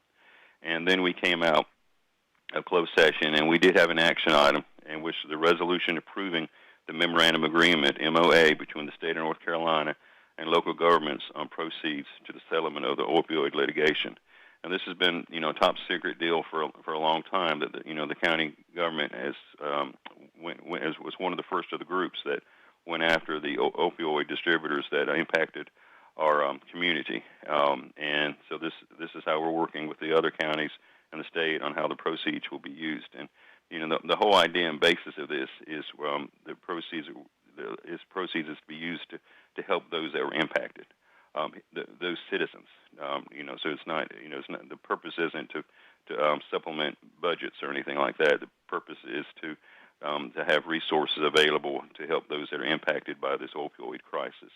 And so I really appreciate this board on these last 4 years, how diligent they've been, and our county attorney and our county manager and everyone that's been working with this, and the attorney general as well. We've been working with the attorney general, so that was a pretty big deal for us. But I'm looking forward to the day that this comes to pass, because the opioid crisis has really impacted our community, and having a source of relief will be a good thing. Oh, it sounds good, yeah.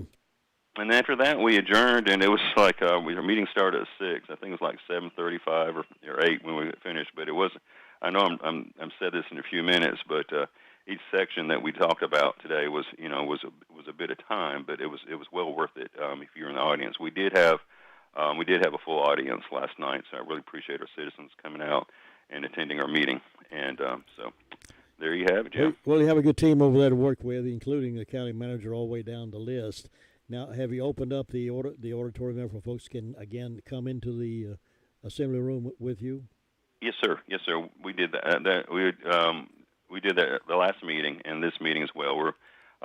We do have some protocols in place with the commissioners. We have little glasses between us, plexiglass, but we do have the seating capacity open again. Good. And so we welcome that. And of course, if somebody feels uncomfortable, they can always go in. They always go to where another monitor is. Sure. But it's I know we broadcast, but I think people are tired of Zooms and all that. They really want to see a real person. Absolutely. And it's good to see a smile on someone's face, and so it was good to see the people there. So it was. Would you say right off, Mr. Chairman? Excuse me. Would you say right off that the county maybe 90%, 95% is opened up now, in terms of the COVID restrictions? Are we pretty well open up? I would. Well, the restrictions that are in place are those that are imposed by the governor. Sure. The county doesn't have any restrictions. The restrictions that are in place are imposed by the governor. I believe the citizens as a whole. You go down Main Street, you go to the park in Rutherfordton, you go anywhere. We have opened up on our own. Good. I guess is a way of saying. That's what I like to hear. Yeah, I read yesterday, and of course I haven't got a second source, but I read yesterday that the governor of the state of South Carolina canceled his state of emergency for COVID. And if you noticed, recently our cases are dropping every day. Mm-hmm. COVID's still here. It's here. I'm just telling you, but I don't think there's any curve to flatten anymore. Yeah, good. Mr. Commissioner, I appreciate your time. Appreciate you being with us each month on this report, and stay in touch with us. We'll see you again next time. Well, thank you, everybody. Have a great day. Thanks. Bye-bye. That's Brian King, the chairman of the County Commissioners, always with us on the Tuesday morning after they meet on Monday night. And I'll be back in just a moment. Smith's Drugs of Forest City will once again sponsor the Meet Me at the Fountain 5K race on July the 24th. And this year's race will be a live event, pending no changes in the current downward trend of the new COVID cases. Go to www.facebook.com/meetmeatthefountain5K for more information and to get sponsorship forms. All forms must be returned by July the 5th. Beneficiaries this year are the Cystic Fibrosis Foundation, Yoke Fellow, and the Chase Corner Ministries. And now the soda fountain is now fully open, and Smith's Drugs is no longer offering curbside for the fountain. However, the back door is still locked as Smith's Drugs continues curbside service for the pharmacy only. The COVID-19 vaccination is available Monday through Friday only, and walk-ins are welcome. Again, the soda fountain now open at Smith's Drugs. And don't forget the upcoming 5K race. So get your sponsorship forms at Smith's Drugs in Forest City. Graduation. The feeling is overwhelming, knowing what you've accomplished and worked so hard for. Harrelson Funeral Home would like to take this time to wish all the graduates a very sincere goodwill wish. May your future be bright and full of happiness as you journey onward. A very special congratulations goes out to Summer Funchez, 2021 homeschool graduate. She's the daughter of Lanny and Laura Funchez. Best wishes, Summer. This graduation message has been brought to you by Harrelson Funeral Home, 1251 U.S. Highway 221A in Forest City. There are so many insurance agencies here and there, but to find a dependable agency that you can trust, that would be Maxwell B. Hamrick Insurance Agency. They are your full-service agency offering auto, business, homeowners, health, and life. Maxwell B. Hamrick is an independent insurance agent. Call them today at 286-2384. They care about their customers, and it shows. They're located at 119 Huntley Street in Spindale. Maxwell B. Hamrick Insurance Agency, serving one satisfied customer at a time. It's 8:46 coming up in 9:05 this morning. My Great America with Jim and Butch is in the building, folks. He's back home again, right here in Rutherford County. He's in the building right now. My Great America coming up 9:05. Hey, did you know this is an article by Larry McDermott? It says you can tell a lot about someone by how they treat their dogs. The same can be said for a state. I did not know this, but I was astounded by this. According to Larry McDermott, North Carolina is the unofficial dog-fighting capital of the United States. Yeah, unofficial dog-fighting capital of the United States is North Carolina. And a reminder of that bubbled up this week when police and animal control officers arrested a Gaston County man and charged him with dogfighting and animal cruelty. Tales of organized dogfighting are legend. In 2016, 3 men pleaded guilty to conspiracy to violate the Federal Animal Welfare Act in Onslow County. When they were arrested, authorities seized 156 dogs. They also found records of dogfighting events, including a championship fight in which humans entered their dogs. It's a cruel and bloody affair, and most of us have never and would never be present at such a championship event. So it begs a few questions. Why do they do it? Why don't we stop it? People who engage in dogfighting do so for one reason only: money. It's not unusual for as much as $100,000 to be wagered on a championship dogfight, but major dogfight raids have resulted in seizures of up to $500,000. It's not unusual for $20,000 to $30,000 to change hands in just one fight. If you own a fighting champion, you most likely are breeding future champions, so there's money to be made in buying and selling fighting dogs. Stud fees and the sale of pups from promising bloodlines can also be lucrative. Well, Larry asked the question, why doesn't the state of North Carolina put a stop to this?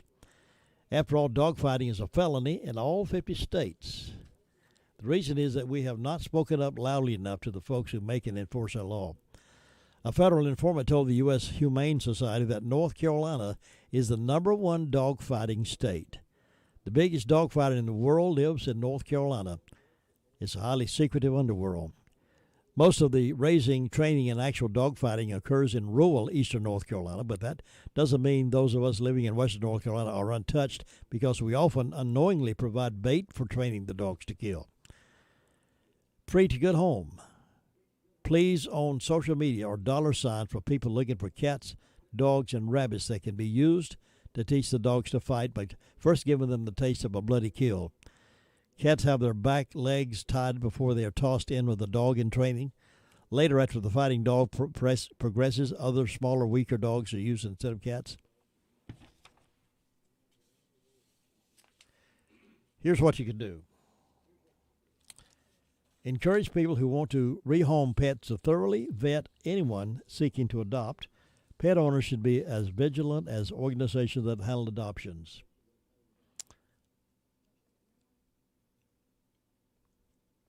Do not pay any money for a dog fighting regime. If you know what's going on, please report it. Let's get these things stopped. At one time here in North Carolina, I don't know if it's still, I don't hear about it anymore. One time there was a cockfighting organization here where they put roosters together and had chickens and had them fight till the death of the other. And we wonder why there's so much hatred and anger going on. I've often heard that if someone is mistreating an animal or a dog or a cat, then their attitude is such that they would mistreat a human as well, and there seems to be a lot of that going on. All right, let's see. Government imposters pose as FEMA and trick grieving family members. We talk a lot on this program about being aware, staying alert, about people trying to scam you and trick you into investing in money or trick you into sending them gift cards or credit cards. A new United States federal program is helping to pay funeral expenses of people who died from COVID-19. Unfortunately, scammers are using this as a chance to steal personal information from bereaved family members. Here's how that scam works. You get an email or you get a call or an email or text message from someone who claims to be from the Federal Emergency Management Agency, or FEMA, or another government agency. The scammer is allegedly reaching out as part of the official COVID-19 funeral assistance program. The government official claims that you qualify for financial assistance, but first they need information to register you for the program. Scammers may ask for the name, birth date, and social security number of a deceased family member. Sharing this information can lead to identity theft. Don't do it. Not all scammers impersonating FEMA are capitalizing on the funeral program. In another version of this scam, con artists claim to be FEMA representatives following up on the COVID-19 vaccine. This is another ploy to get personal information. Someone was called by a man who said he was FEMA, reported one person to Scam Tracker. He wanted me to give him my social security number. He claimed I did not fill out all the paperwork when I got vaccinated. They think of everything, folks, and they catch us at the most inopportune time sometimes, and we want to make sure that we are legal. We want to make sure we've dotted all the I's and crossed all the T's, and so they're scamming us at the same time. How to spot a scam. Stay calm. No matter what scammers claim, you don't need to take immediate action. The real version of the FEMA program has no deadline to apply. Also, no cap on funding has been set, so funds are not going to run out. Be wary of out-of-the-blue calls, emails, or text messages claiming to be from the government. In general, the government will not contact you using these methods unless you grant permission. This FEMA program is no exception. They will not contact you unless you call the agency beforehand and applied for funeral assistance. Keep that in mind. They will not contact you unless you call the agency beforehand and applied for funeral assistance. When I heard this program was going to effect, I commented to someone that is opening the door to a lot of scammers, and obviously it is. You think something seems suspicious? Probably is. Reach out to the agency directly. If you doubt that a FEMA representative is legitimate, hang up the phone and stop emailing. Then report the suspicious calls or messages. Contact to the FEMA helpline at 800-621-3362 or the National Center for Disaster Fraud hotline. You also may contact local police, and they'll help you get that information out. Here's another thing. Check for lookalikes.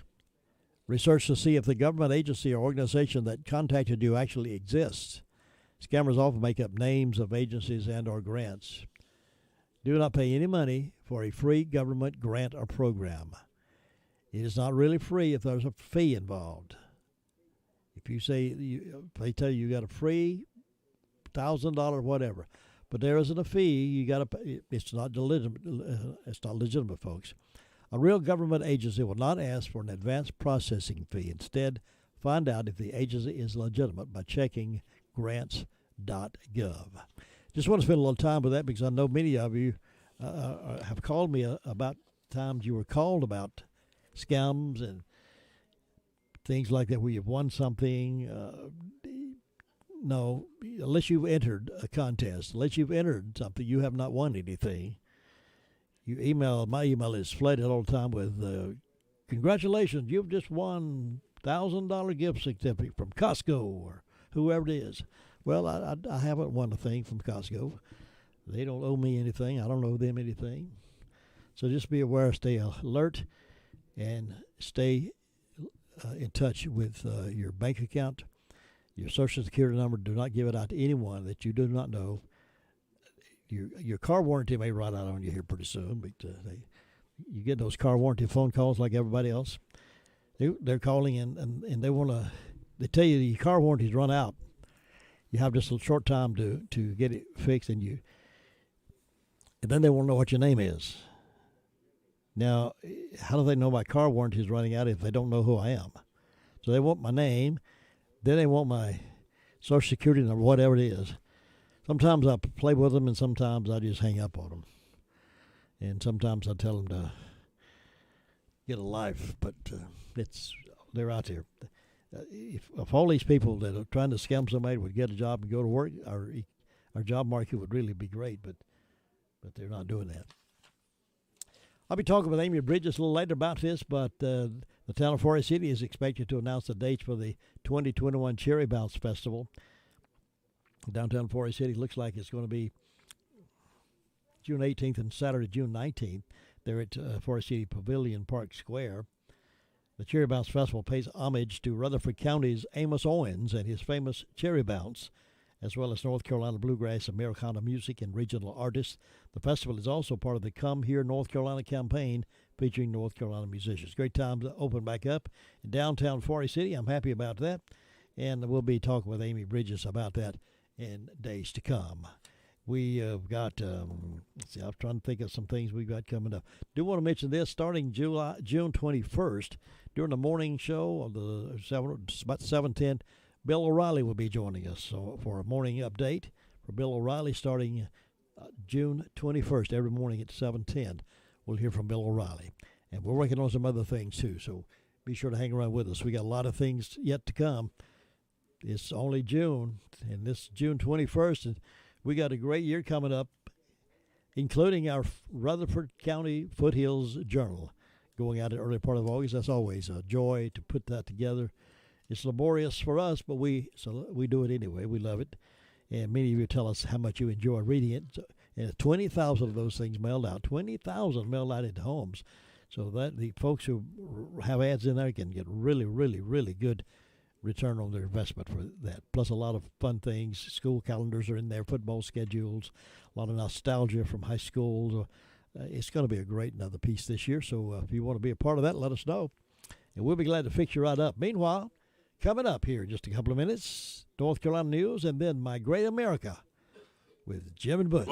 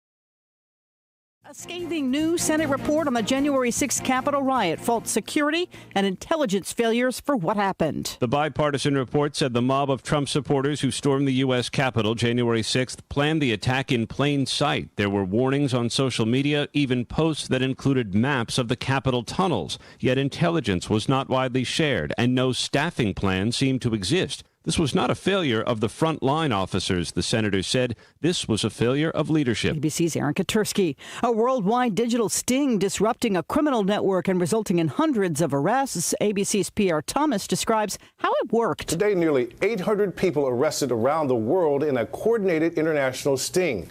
Operation Trojan Shield involving 16 nations using an encrypted communication platform called ANOM, developed by the FBI. ANOM was a communication app installed on phones that allowed law enforcement to see exactly what the bad guys were planning. The Justice Department recovering more than $2 million of the $4 million in Bitcoin ransom that Colonial Pipeline paid to cyber criminals. And today, ABC's Mary Bruce says the head of the company will be on Capitol Hill talking about it. The CEO of Colonial Pipeline is on the Hill this morning testifying before Congress, speaking out about this experience and why he paid this ransom, which he has described as the hardest decision he's ever made. Vice President Kamala Harris is urging migrants not to make the long and dangerous trip to the U.S. border. Mexico today, Guatemala yesterday, and she was standing right next to Guatemala's president when she said that she will root out corruption wherever it exists and that her #1 priority is addressing these root causes that people are fleeing their homes. ABC Chief White House correspondent Cecilia Vega. A White House task force has determined that 3,900 children were separated from their families at the border under the Trump administration's zero-tolerance policy for migrants. You're listening to ABC News. It's all about the nose. It's your air filter, the first line of defense against bacteria and viruses. If too many germs get stuck in your nose, guess what? You get sick. That's why it's so important to keep your nose clean, just like washing your hands. Nasal irrigation gets rid of germs by rinsing the nasal cavity, but neti pots are hard to use and, frankly, kind of gross. Now there's a better way to keep your nose clean and help your body protect itself. It's called Navage Nasal Care.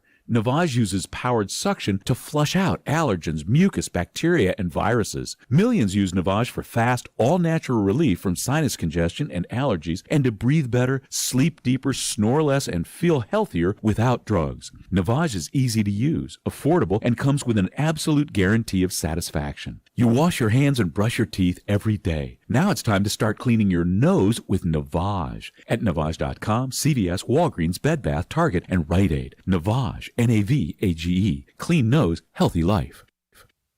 America's trade deficit with the rest of the world narrowing a bit in April. New numbers from Washington say it fell just over 8% from the $75 billion record high set in March. It now looks like Israeli Prime Minister Benjamin Netanyahu may be out of office by early next week. After 4 national elections in 2 years, his opponents appear to now have a coalition put together. ABC's Jordana Miller is in Jerusalem. Next Sunday is set to be Benjamin Netanyahu's last day as Prime Minister of Israel after more than 12 years in power. The parliamentary vote to swear in the new government, including parties from the right to the left, on the books for June 13th. It will force Netanyahu into the opposition, a politically dangerous place where his opponents may pass laws barring him from higher office due to his corruption trial. His protege, high-tech entrepreneur turned nationalist, Naftali Bennett, poised at the age of 49 to become Israel's next prime minister. Jordana Miller, ABC News, Jerusalem. Wildfires burning in Arizona are now forcing people to get ready in case of evacuations. The Telegraph fire has burned through well over 50,000 acres and has the town of Superior hemmed in on all 3 sides. Another fire, the Mescal fire, over 50,000 acres, has grown by 14,000 since Sunday. It's fueled by dry grass, brush, and drought conditions. Scientists in Australia have classified a new dinosaur, one of the biggest ever. Its Latin name translates to Southern Titan. This is ABC News. O'Reilly. Ready for an oil change? The professional parts people at O'Reilly Auto Parts are here to help. We'll make sure you have all the supplies you need to make the job quick and easy. Right now, get 5 quarts of Mobil 1 full synthetic motor oil for just $28.95. Plus, get a $10 gift card after mail-in rebate. Stop by O'Reilly Auto Parts today or visit O'ReillyAuto.com. O'Reilly Auto Parts. Sherry Preston, ABC News.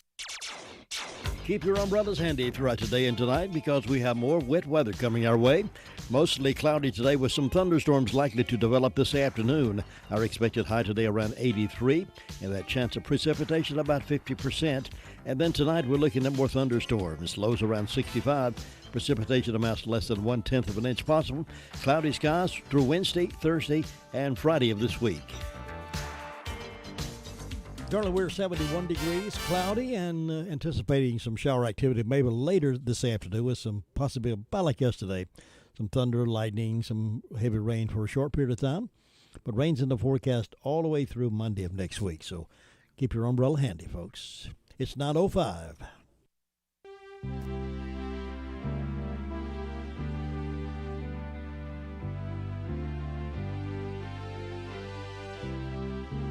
It's time now for My Great America with Jim and Butch, a conversation about positive things about this great country.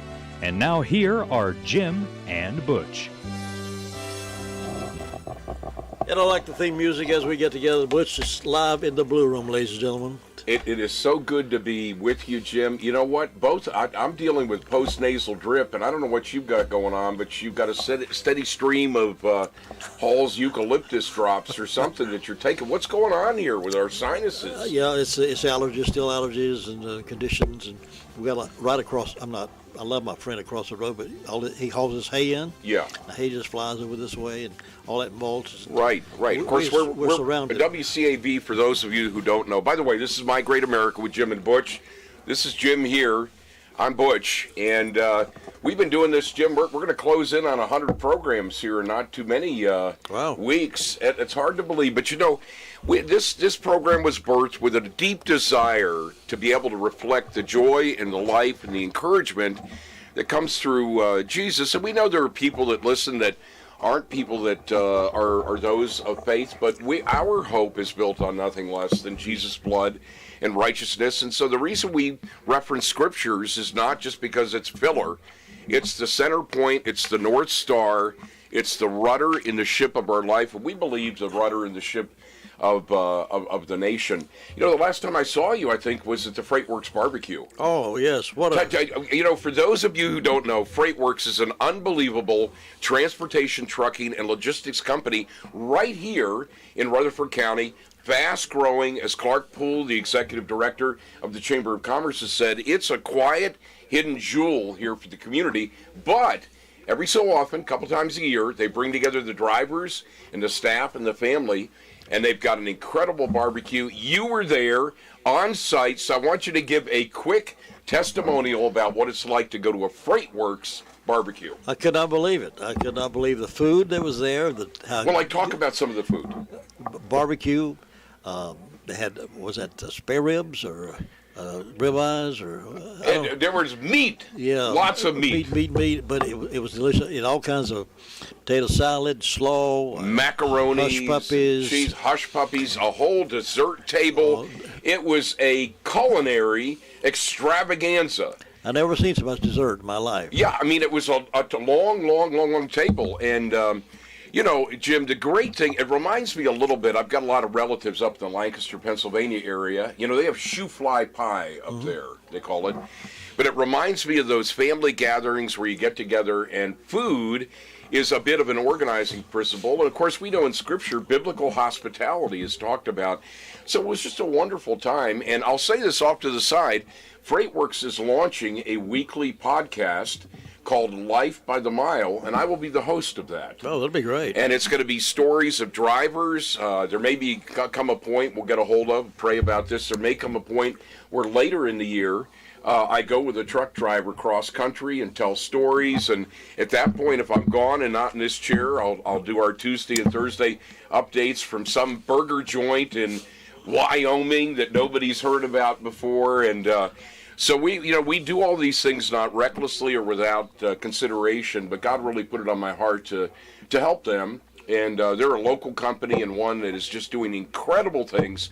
FreightWorks. And by the way, I'm just going to say this. If you're somebody with a CDL, if you've got a commercial driver's license, and you're looking for a place to be part of an unbelievable company filled with innovation, excellence, and integrity, you call the folks at FreightWorks. They're right there on Porsford Road, and they're always looking for great drivers that want to be a part of that wonderful enterprise. I had so much fun at the barbecue, it made me want to be a truck driver. Okay, folks, you heard it here first. Breaking news. After decades at WCAB, Jim Bishop is finally coming into his calling. I do want to ask you about the podcast. So how may people be able to pick that up? Well, it's going to be on, it'll be on iTunes, it'll be on iHeart, it'll be on basically any of the platforms, so everybody everywhere will be able to pick that up. It'll be a weekly half-hour program. It'll be called Life by the Mile. You'll be hearing more about that. We'll have a soft launch and probably a hard launch of it. Josh Farmer, the CEO there, and Joyce Sequeira, who's the Director of Operations, people that you've met, Jordan Kidd, they're all part of spearheading this effort. There are trucking podcasts that are out there, but this one's going to be different. We're going to honor God in what we do. We're going to focus on real stories of real people. I'll give you one quick example. Traveling with pets. There are truck drivers that their companion or their couple of dogs or a couple of cats, and so we may have a broadcast that focuses on what it's like to be a over-the-road cross-country driver with your pet, with your dog or with your cat. Oh, that'll raise a lot of interest. We may have an episode that talks about the 5 hardest truck grades to go over in America. So it'll be informative that way. We'll have trends, we'll have thoughts about what's happening in the trucking industry. There's a real shortage of drivers, and so right here in Rutherford County, we have got a treasure of an enterprise, and one that God is really blessing, and so I'm going to look forward to being able to do that, and so we'll tell you more about that, and of course we'll cross-promote My Great America on Life by the Mile, brought to you by FreightWorks. I've been so impressed with the start of that trucking company, how Josh started that company, just 1, 2, 3, 4 trucks, and now it's amazing. When I saw all those trucks parked out there, that may not have been all of them, but it might have still been some on the road. Yeah, because you have people that are working, and you know what? The story of that company is one that we'll unpack in the podcast. It started out as a biodiesel company that needed to take its fuel places, and so Josh, there was an auction online for a truck, and they bid. They didn't think they were going to win the bid, but they did, and all of a sudden here's a truck, and out of that has grown, with God's blessing, careful preparation, and execution, a wonderful asset for our community. As Clark Poole, the executive director of the Chamber of Commerce, has often said, having that company, that growing company right here in our county, helps us when we make presentations to other companies that are considering relocating to Rutherford County. And, it's consistent, Jim, with the ethic of people in our church, my church, Word of Faith Fellowship, who are entrepreneurial. They own their own businesses. They want to be an asset to the community. And together, that is how we're going to make our America great again. We're going to make it better again. I look forward to future growth from the trucking company. Yeah, no question. Now, folks, I was up in Virginia, and I had so many positive feedbacks from my mother's little cameo on the radio program there. I also had a number of people that made it very clear, you should know when your mother was born. She was quick to correct you. And you have no idea. I love all of the things that came from a mother who really was the spiritual leadership in our family. She was the strength. She kept our family together during the midst of a lot of despair and issues with my father, but she would do some incredible things. Like, I'll give you one example. I already told you and shared on the air. She had that list of things we had to do before we went to school every day, and she checked. But one time she put a couple of dollars in my Bible to find out how long it would take for me to come back and thank her. And it was a few days. And I did say, Mom, thanks for that money you put in my Bible. And she corrected me, and she said, you should have been telling me that the next morning. It was her way. She was always a bit of an investigator. It was her way of determining, are you in God's Word or not? So I don't know about the parenting principles associated with that, but she always took hold. I remember coming in from school, and she would say, how did your day go? What was the best part of your day? What was the worst part of your day? She was available 24/7. And, it says in Scripture, train up a child in the way they should go, and when they're old, which we are now, Jim, they won't depart from it. And through all of the circuitous wanderings of my life, philosophically, theologically, my own behaviors, my sad and bitter season of alcoholism, I had a mother that was praying. I had grandparents that were praying. I'm now in a church that prays and prays strong and worships Jesus hard. And I'm the fruit of that. And like the lepers in Luke chapter 18, we dare never forget the source of our redemption, our deliverance, and our salvation. She's a very sweet lady. I enjoy talking with her. She's sweet until you get her into a political conversation and you're on the wrong side of the question. I tell people if I was the national debate champion in high school and college, which God allowed me to be, the original debating foil and nemesis in my life was my mother. She's incredibly equipped in that arena. You know, she lives in Williamsburg. You be praying for her, those of you that are praying people. We're planning to put the house on the market in July. She'll move up to Lancaster, Pennsylvania, where we have 120 some odd relatives within 30 or 40 miles. She's the oldest of 11, but she lives very close to Williamsburg, and of course Williamsburg is very close to Jamestown. And Jim, every time I'm there, I'm steeped again in the history that we know is biblical and godly history in the founding of our nation. Jamestown is a stone's throw away from where she lives, 1607, first permanent English settlement in this country. And listen to this, a little bit of history. I was literally right around the corner from here. And you know, we need to remember that beginning in the early 17th century, settlers from Spain, France, Sweden, Holland, and England claimed land and formed colonies along the eastern coast of North America. And the struggle for control of this land continued for well over 100 years. By the time the Declaration of Independence was signed in 1776, there were already 13 fully operational American colonies that had independent governments and constitutions. Now here's the one right around the corner from where my mother currently lives. The first permanent settlement was the English colony at Jamestown in 1607 in what is now Virginia. Similar to the other colonial charters, the first charter of Virginia emphasized the Christian character of their purpose. This is what it says from their founding document in 1607. We greatly commending and graciously accepting of their desires for the furtherance of so noble a work, which may by the providence of Almighty God hereafter tend to the glory of His divine majesty in propagating of Christian religion to such people as yet live in darkness and miserable ignorance, we came to express the true knowledge and worship of God. The first permanent English settlement in this nation that we now know as the United States of America, Jamestown, the stake in the ground that they put was we came under the impulse of Almighty God, and we came with the light and the life and the salvation associated with it. That's how our nation started. That's our foundation. That's our foundation. And thank goodness that we still talk about and live that history. Nobody's erased that away from our minds yet. Right. And you know what? I saw a viral video on YouTube here recently that had a parent going into the school board and telling them, you can't be teaching my children the things that you're teaching. You work for me. I don't work for you. And I was so proud to see this person, not in a way that was angry, but it was righteous indignation.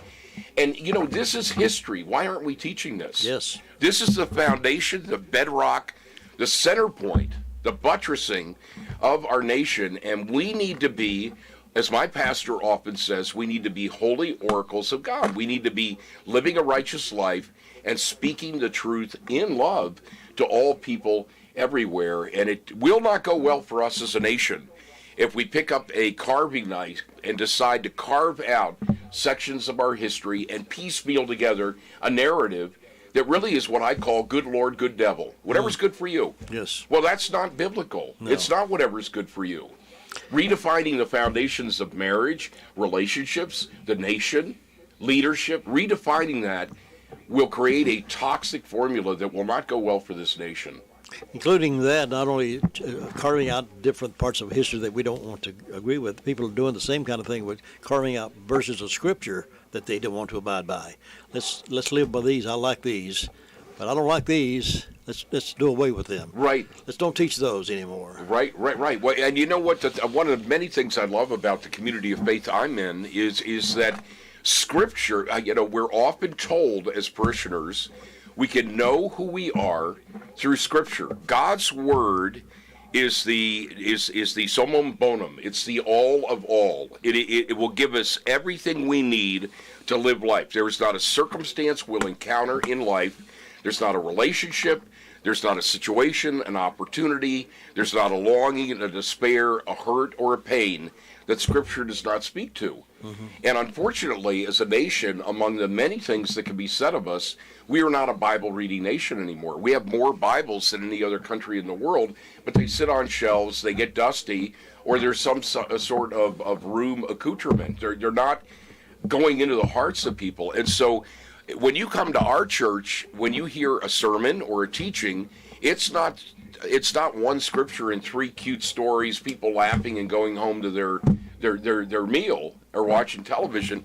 It's filled with Scripture because it's not our words that matter. It's the words of the living God. And as it says in Hebrews, those words are alive and active. They will cut to the core and cut to the quick, which is why so many of our presidents have said after they've left office that their personal faith was deepened by the weight of the responsibility that they had, in a sense that our presidents in the past were guided for the most part by faith. Mm-hmm. And they didn't know what to do. What do you do about China? What do you do about pandemics? What do you do about a migrant crisis at the southern border? When you're sitting in that Oval Office behind a resolute desk, the resoluteness that you feel doesn't come from having great policy wonks and advisors. It comes in that moment where I imagine there have been presidents that have put their head down on that resolute desk and said, God, please help me. Mm-hmm. And it's at that point of us crying out to the living God that he meets us, Jim. And that's why we need to pray. We need to pray for Joe Biden. Mm-hmm. We need to pray for him. Mm-hmm. Because as long as he's in that office, it's not a surprise to God. We need to pray that God will get to his heart. Mm-hmm. If God can get to the steely, angry, murderous heart of the Apostle Paul on the road to Damascus to do what? To persecute Christians. He can get to anyone's heart. He's sure got to mine. Mm-hmm. It is true. I couldn't help but think, but when Ronald Reagan, with the assassination attempt on his life, he said afterward, these are my words, not his exactly, he said, God's not through with me yet. Right. Because he almost was killed. Right. But he survived and became a much more dedicated president to the cause than he was before. Right. You know what? You got a lot of wisdom. I don't know about that. No, you do. God's given you a lot of wisdom. And you know what? As a segue here, a wise thing for you to do, if you can do it on Friday, and I think you may be doing this on Thursday, is Calder and Valentine Law over in Shelby on East Marion Street, 303 East Marion Street, the old Blanton House, which is on the historic register.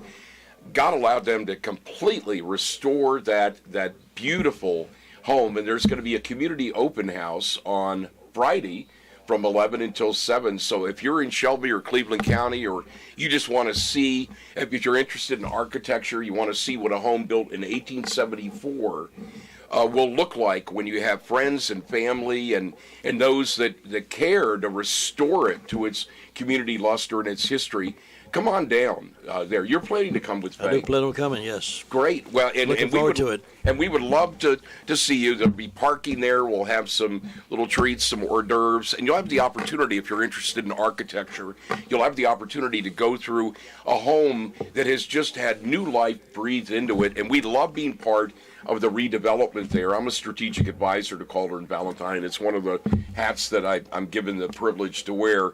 And we love the opportunity to be able to show people, look at what God's done with this home. Of course, they're a family law firm there in Cleveland County, Lincoln County, and Gaston County. If you have needs for them, of course, you can call. But do come down and see us.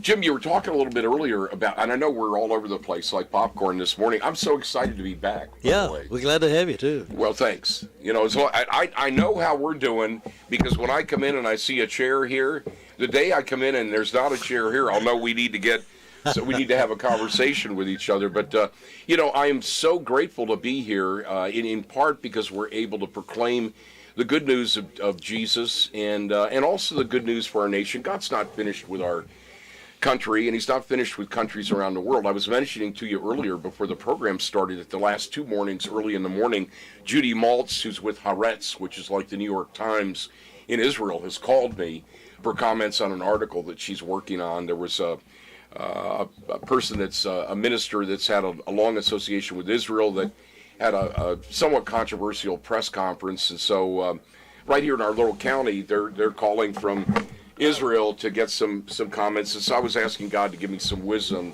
to share there. Of course, we love and pray for our Israeli brethren, driven by the scripture Genesis 12:3. I'll bless those who bless you and curse those who curse you. And Uri Steinberg's looking forward to being a guest on our program again real soon. He's got some updates that he wants to give us.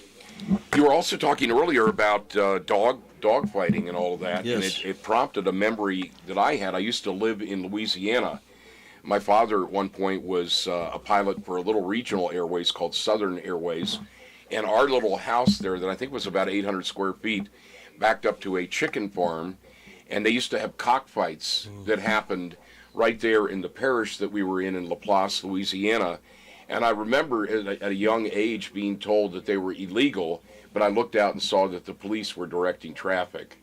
So, what a horrific thing. It just reminds us that the heart outside of God will always go to dark places, don't you think? Yes. Oh, yes. Yeah. We need that light before us every day. Right, and we need that here in our county, folks. And in the days ahead, let's just keep praying that God will put it on the hearts of leadership in all different positions in our county, in our state, and our country to do the right thing. My grandfather used to say there's no right way to do the wrong thing. And when you see wrong, you need to step in and lovingly interdict that and bring truth to people. We're not called to live in isolation. We're called, as we sing in my church, to walk together. Absolutely, and that kind of the fact that we can get together Tuesdays and Thursdays of the week and bring out some of these points, I'm hoping and praying that it does ignite a fire in the hearts and minds of people that are listening. A song we used to sing as youngsters growing up, it only takes a spark to get the flame going. Right. And just we can plant one little seed, one little spark in the mind and hearts of people. Perhaps they can ignite that. Is that the one that's, it only takes a spark to get a fire burning? That's bringing back camp memories. Yes, that's absolutely. Our minds are still working. That's a good thing. That is a good thing. And you know what? We need to make sure, though, that we don't go to our mind as we confront all of these problems and issues. As it says in Romans 8, the mind of the flesh outside of the Holy Spirit is going to take us to places that aren't good. Of course, the mind is the devil's playground, and we need to be clear every single day when a thought comes to us that's not a thought from God. We need to remind the sender of that, who's the evil one. I'm not going to receive that, because all of the sin in our life incubates in our mind. We take action on thoughts that come to us. Jim, we've rounded the home stretch. We only have 2 minutes left, and it's only right for our benediction today to be a scripture. This is what was on my heart this morning. Good. So with your permission, I want to go ahead and read this. It's easy to become tired and discouraged, and if you're feeling beat up in that way, remember the words of Scripture. These are the words of Jesus in Matthew chapter 11, and this was an encouragement to me this morning, and I hope it's an encouragement to you, Jim, and to anyone who's listening. Matthew 11:28, Jesus said, "Come to me, all who are weary and heavy burdened by religious rituals that provide no peace, and I will give you rest, refreshing your souls with salvation." Jesus said, "Take my yoke upon you and learn from me, following me as my disciple. For I am gentle and humble in heart, and you will find rest, renewal, blessed quiet for your souls. For my yoke is easy to bear, and my burden is light." So if you're tired of lugging the baggage and the weight of your sin and your own decision-making and living life on your own, find Jesus worth the knowing today. It's the most important thing that you do. And as you do that, Jim, as we take that to heart, as we say in my church, God will allow us to be light in life so that we can see a great county, a great state of North Carolina, and a great America. In the words of a great old hymn we used to sing in church, take your burdens to the Lord and leave them there. Take your burdens to the Lord and leave them there. It's God great to bless be America. back. See you on Thursday.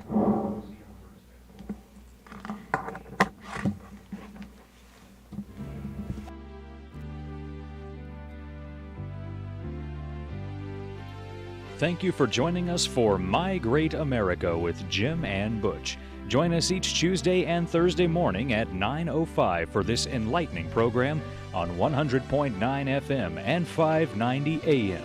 It's My Great America with Jim and Butch.